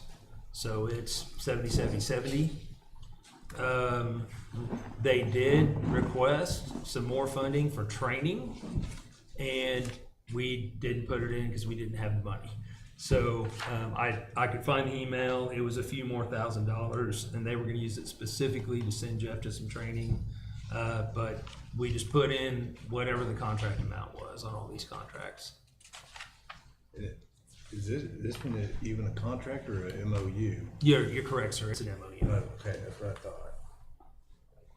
And it does specifically say 70. I can't remember. It does specifically say 70 with no stair steps planned for 3 years.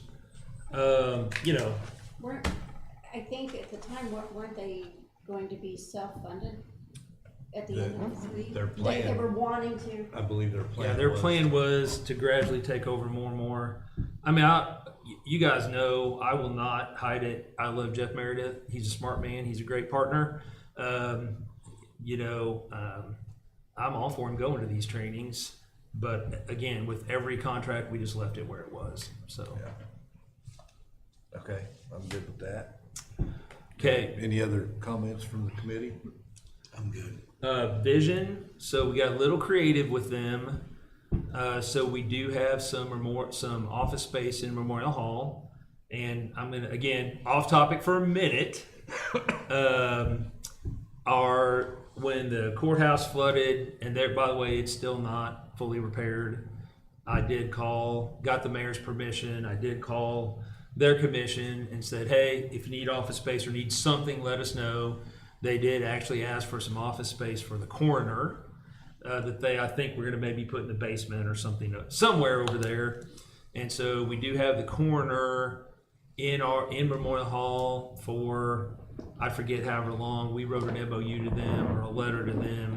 Basically, it's free. Then it'll be reevaluated after, you remember, Abby, was it a year? 6 months. So he's in there for free now, and we'll reevaluate after 6 months, perhaps when the courthouse is done or whatever.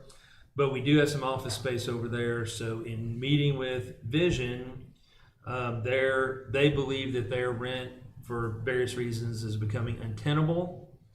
And if you don't know, again, you're going to have to forgive me and go with the whole story of Vision.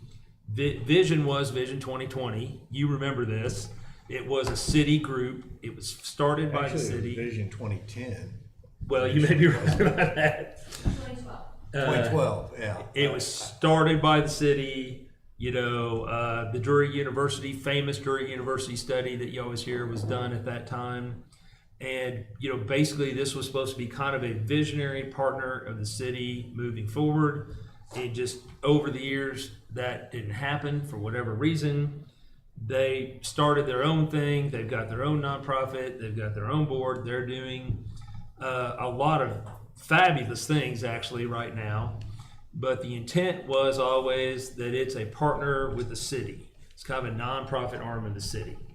And in talking with Leanna, who's their director now, and just brainstorming, you know, how could we get back to that partnership with the city? Well, we don't have any more money to give them. You guys all know that. But I said, hey, what if we donated you some office space? What if we put you in Memorial Hall? They're thrilled with that idea. So if you guys are okay with that, then what I would propose we do, leave the contract the same, write a one-page addendum that basically says, oh, and this in-kind office space is also being donated to you as part of your contract. Maybe put a time limit on it, type thing. Is their contract showing up Main Street, Carthage? Yes, it is. Yeah, again, an error in the, now theirs, same thing, theirs had a stair step on it, so theirs went up. So they're funded at the level the contract says. But I thought if we could, you know. But they're gaining. Sounds like we have an office at the chamber. Yep.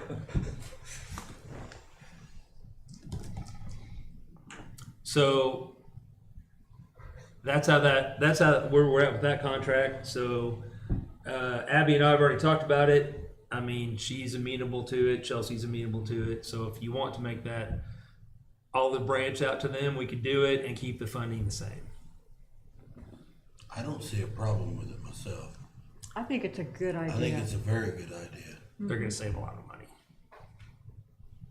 Saves them a little bit of money, lets them to put more into their purpose. I'm good. All in favor of offering Well, let's wait until our budget perfection, but I mean, as long as everyone's agreed, we'll leave it like it is. I'll write an amendment to it.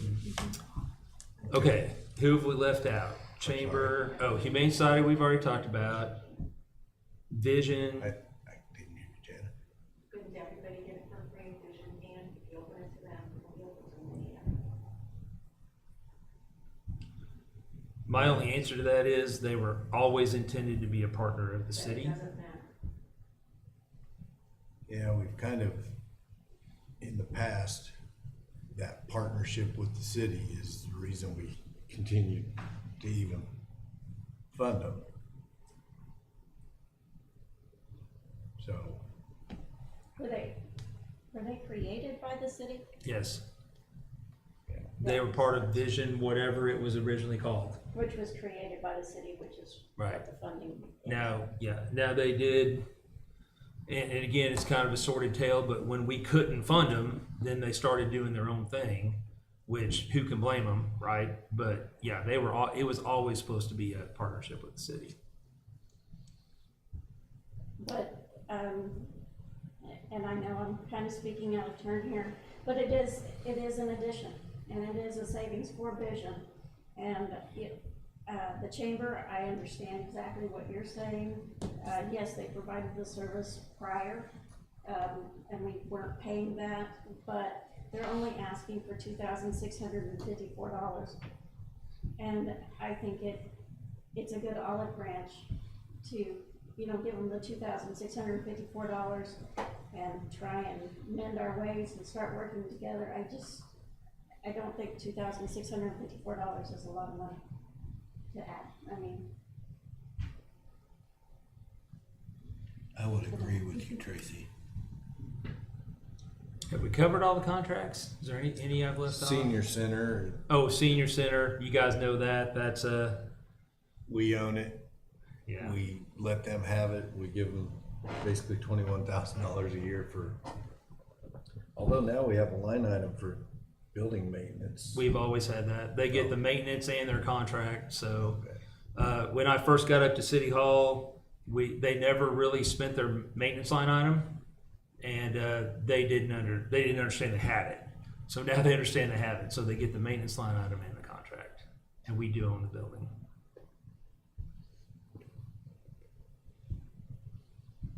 Those are just, like I said, it's just a thought.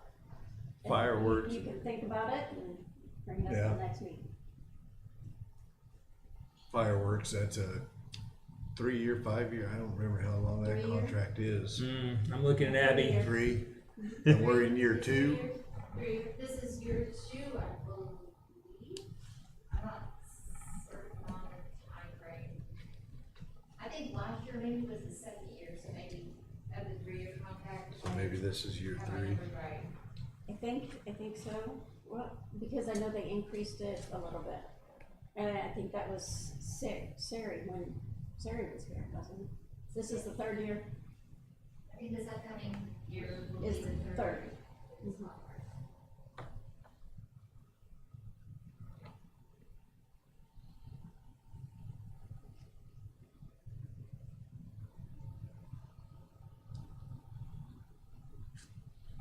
And I think, is that all? In CMA? I think so. No, it is not. Oh. No. CMA, we started to talk about, but never really finished, if you guys. Capital You wanna outlay. actually look at it, because you're a professional, fees.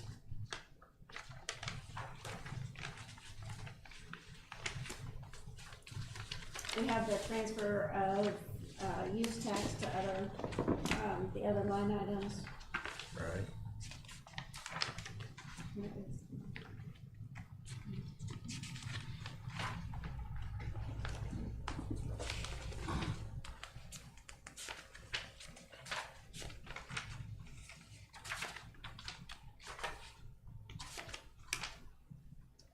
The professional fees.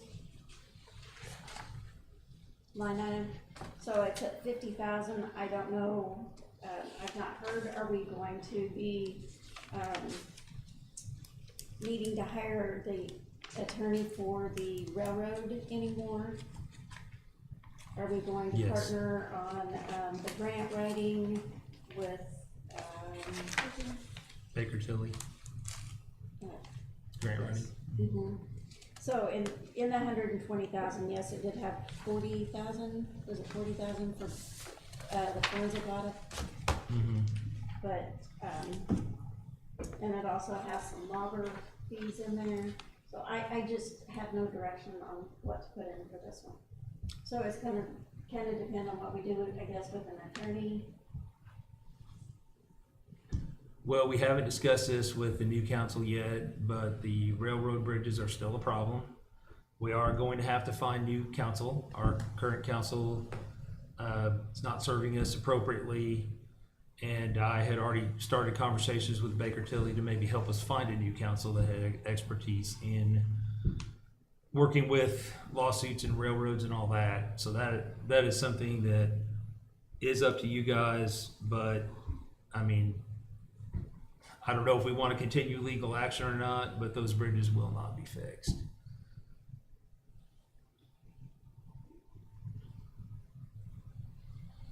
What's the other recourse?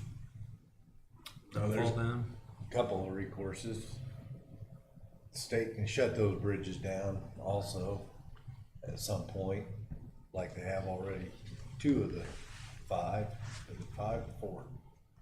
2 of the 4. There's 3 left, right, Josiah? Yeah.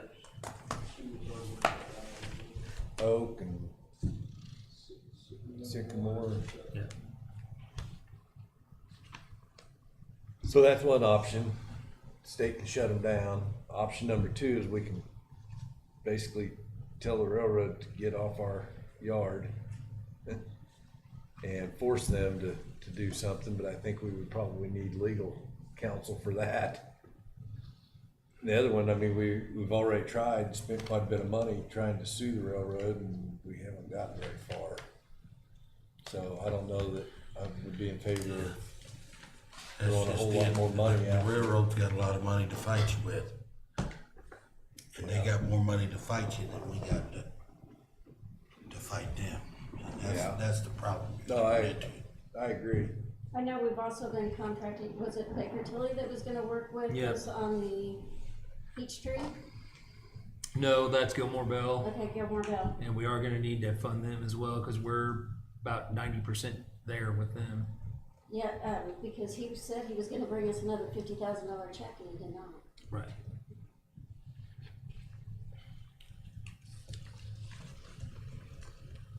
Well, I mean, I guess 50's a place to start, and we can adjust accordingly as we go, as we make those decisions, right? And I mean, that's all I know to do as far as, especially, you know, with legal counsel goes. yeah, Well, as far as the bridges go, I mean, it's a no-win situation the way I see it. The only way you're gonna be able to solve that problem is just to close the bridges off. But then that's gonna be a mess for that part of town, getting to this part of town. Well, those bridges are they're owned by the railroad. There's nothing we can do. Write grants, MoDOT, whatever. I There's mean- nothing we can do unless they're. Well, I don't think you wanna spend any more money fighting them, cause that didn't get you anywhere. no, I think- agree. I think you're at that point where you're just gonna say, bring the state in them, have them close them. I don't wanna, but that's not what the citizens of this town want. But that's where we're at. I can't see spending another, how much ever you've already spent in legal fees to get you nowhere. I mean, you might as well pile it up in a pile and set it on fire, cause that's about where you get. Yeah. I mean, Well, I would suggest we start with 50 and make adjustments as necessary throughout the year, if that's what we have to do. Any other? that sounds like the best plan of action to me. Alrighty, so we'll just leave that at 50, Tracy. Okay. So that's all of CMA. What do we have left? I'm looking at Tracy, but I'm done with my packet.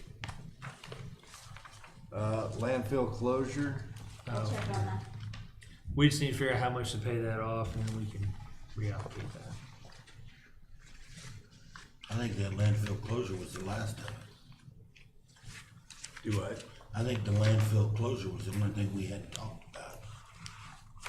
Yeah, so Unless I'm that's missing actually, there's no expenses on that. It's only revenue because it's, got some interest income.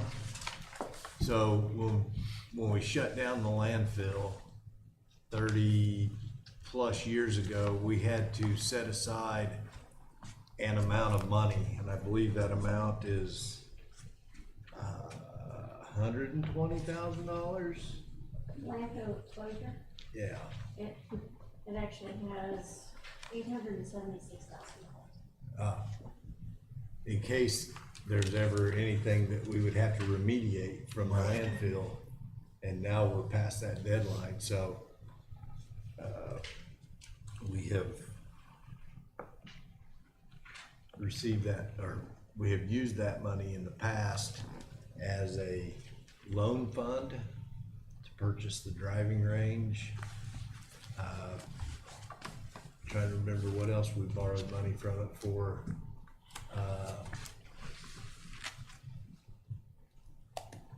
The last time we did it, but I can't remember now what it was. Yeah, the main one I remember was when we bought the driving range. We borrowed that, and that was on 5 years, I think, payback, something like that. So we don't need to really, I mean, there's no budgeting other than a little bit of revenue coming into that. There's no expenses for it, so that money just kind of sits there.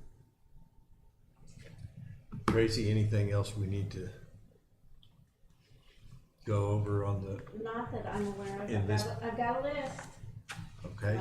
We'll get it taken care of, and we'll get you the information on the Little League and check out everything that we discussed and report back on it, but we do need to go ahead and,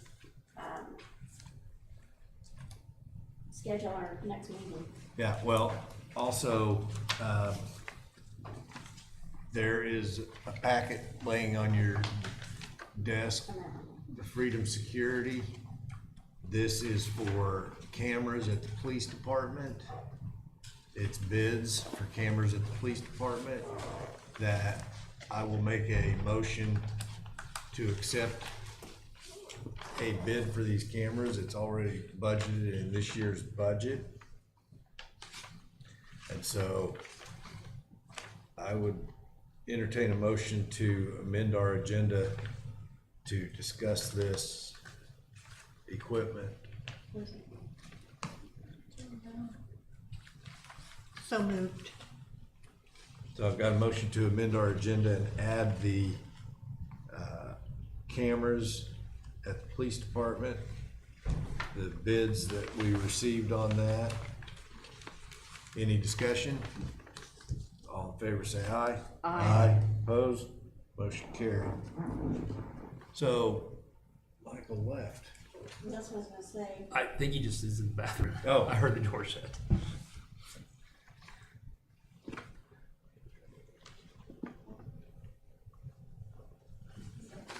Michael's right there? Okay. So we really have two bids. Yes, Right. Michael will be able to explain exactly what we're looking at. He did tell me that one of them does not meet all of the requirements, and one of them does meet all of the requirements. The higher price one does meet all of the requirements. The one that is, the lowest bid, what they don't outline very clearly is that there are license fees that they charge you every single year. Where the higher bid does not have those fees. The second bid also has sales tax on it that will come off, so it does put it under the budget. Talking about your bids, Michael. Sorry. It's okay. I think Tracy just explained to us the difference between the two bids. Okay, so, yeah, so I was gonna say that looks aren't what they appear. I talked to both SMC and Freedom today. I've got a paper of things that the Freedom bid does not actually apply, or do or include, but most notably is licenses. So they specifically said, well, we didn't quote licenses. They're $80 or $78 basically per camera per year. So the current system at the PD, we've had over 10 years. I couldn't get an exact date. Obviously it predates me. But if you figure that up, it's really about $1,638 per year for all the cameras we have quoted. And if you go for 10 years, that's another 16,000 plus, which is already more than the cost of the SMC quote. SMC quote, you have free licenses as long as you buy Vivotech cameras. So, and that's the biggest drawback of all of them. Another big one in my opinion is no local support. This company is basically on the Mississippi River. They're just they've got a little shack. As far as I could get, nothing around here. We also already do have some Vivotech cameras, which would integrate obviously directly into what that quote is. Their drives are not rated, but RAID, R-A-I-D, which is redundancy. So if a drive failed, we would lose all the data that was on that drive in their system. In the SMC, it is rated, so it's built-in redundancy. So another big thing that I was not, one of the things I put on the RFP was that we were looking for a closed system. I think it's pretty important since these cameras will be doing not only booking room, but also interview rooms. I wanted a closed system that we did not have to connect to the cloud to do anything with. What most surveillance companies are doing are cloud-based. This one is what they call a hybrid. You actually have to activate through the cloud. You have to have a cloud presence. They said, and so then what they expect us to do is to use the cloud to access the NVR. So the NVR, their NVR includes a bridge. So you're actually going through this bridge to get to the NVR. And so basically, we would be doing everything through the cloud. It may not be stored in the cloud, but it's still being done through the cloud. So if there was a hack or whatever, there could be some compromising. There is a way with their system to directly talk to the NVR to see things, but the guy described the software that you would directly interface to as, and this is quote, clunky, and that it's not great at simultaneous people looking at the system at the same time in that local view. So dispatch is always going to have it up, but you're going to have detectives looking at interviews. You're going to have possibly command staff looking at something else that may have happened. You know, we've had a car run into the PD, stuff like that. And then another negative part or point is that we did quote panoramic cameras. Obviously those are, 180 view from a single camera. So if you look at that camera in a direct way, the view is distorted. It's stretched, it's like looking through a fisheye lens. Their software, according to the rep, doesn't really de-warp that image. Whereas, and that's really needed because towards the edges, it is very distorted. The SMC software does all de-warping. So you can just say, like, you'll get this full image and you can say, well, I want to see this area over here in it. And I've seen that in action, and it is really cool. It just straightens it out to what looks like a TV, the square image. On the quotes, the switch that I put in optional, so they both, on the quotes I put optionals for one specific camera and for a switch, a PoE switch to power.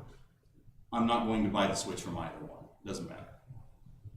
I definitely do not like the switch that Freedom Security quoted, and I think we can do something cheaper and still get what we need than what SMC quoted. So, and I wasn't really sure I wanted to buy the switch from them anyway, because I know we want to go to Cisco if we go forward with our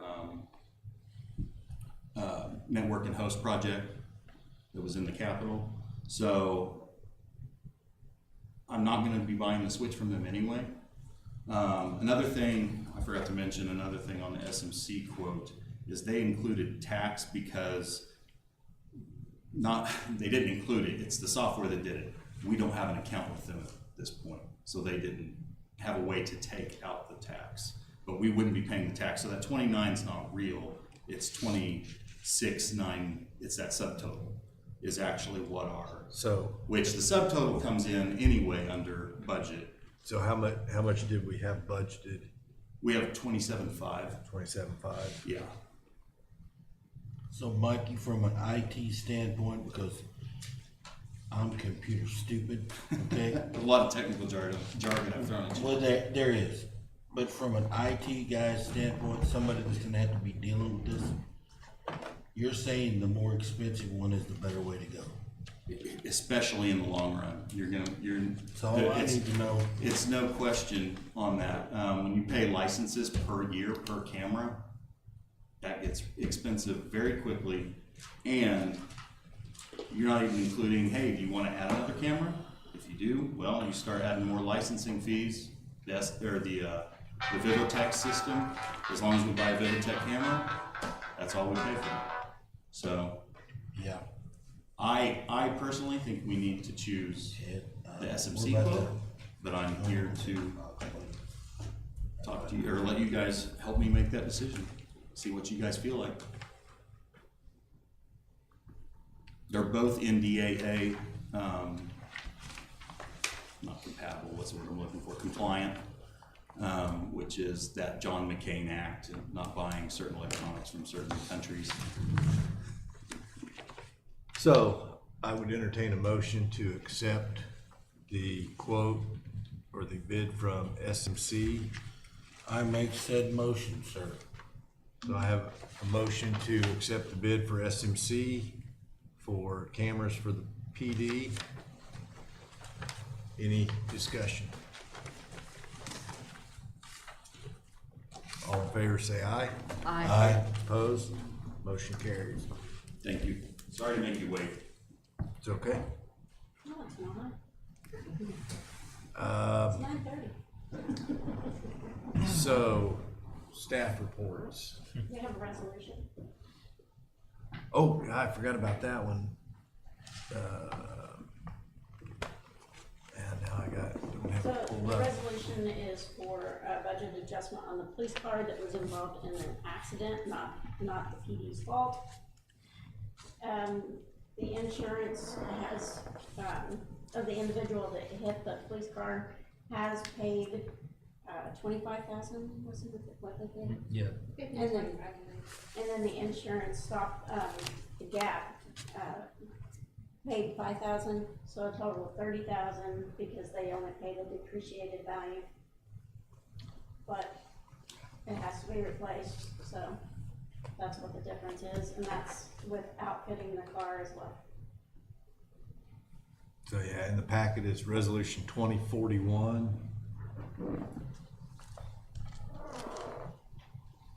I would entertain a motion to forward this to council for approval.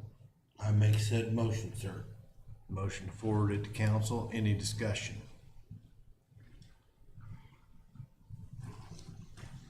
Seeing none, all in favor say aye. Aye. Opposed? Motion carried. So forward that to council.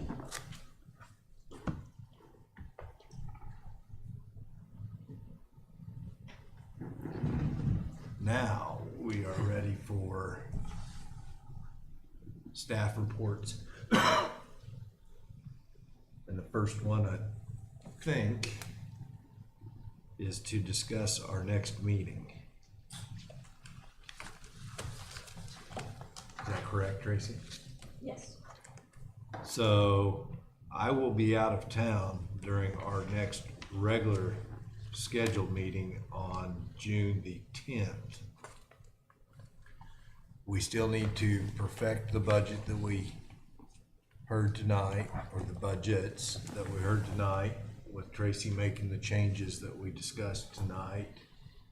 And we have to hear Carthage Water and Electric's budget. So, do we want to look at May 29th? Chairperson, I will be gone the last week in May on vacation. Okay. Then the next one available would be June 6th. So we've gotta have 3 meetings. We have to have 3. Are you gonna do budget perfection? I mean, can't do budget perfection in the last minute because it does take a while we have to get everything done.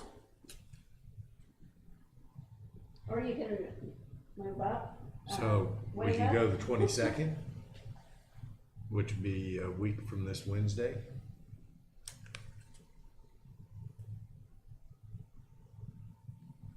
For which meeting? Are you gonna do CWEP and budget perfection in one night? I'm assuming we could. Okay. I mean, CWIP will take about an hour and a half, 2 hours. And perfection, if we make those changes that we discussed tonight, there shouldn't be a whole lot more discussion on that. I'm good with that. The 29th or the No, 22nd? 22nd. 22nd? How about the 21st? Is that not good? That is public services. Public Services meeting is the 21st.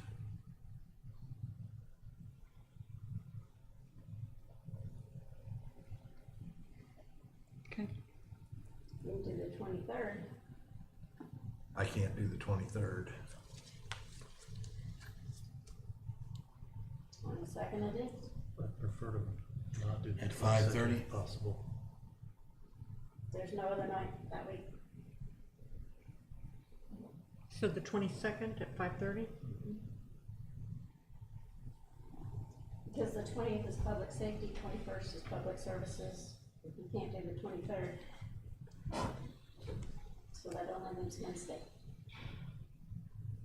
Okay. Pending, see what can make it. Yeah, we'll need to get a hold of Chuck first thing tomorrow. I mean, if Chuck can't make it, if they couldn't make it the 22nd.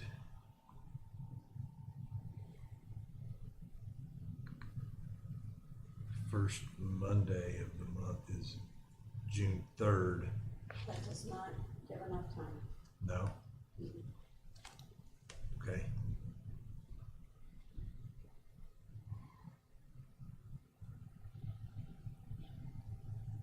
So we're looking at the 22nd? And praying that they can make it. Okay.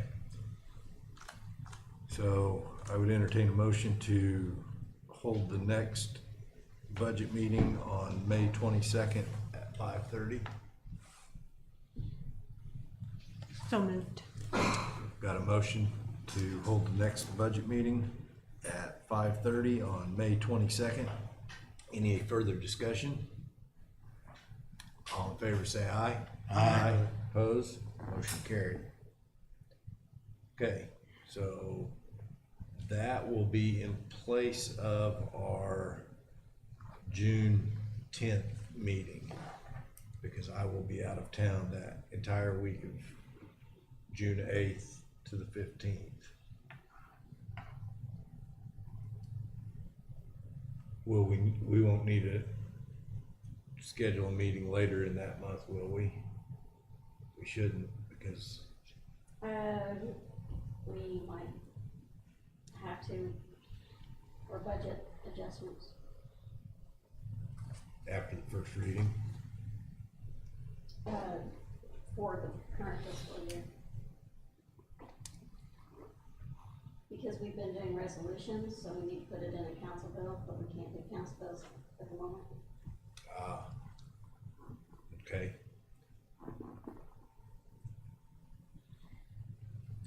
Alrighty, so we may have a meeting later in June if we need to.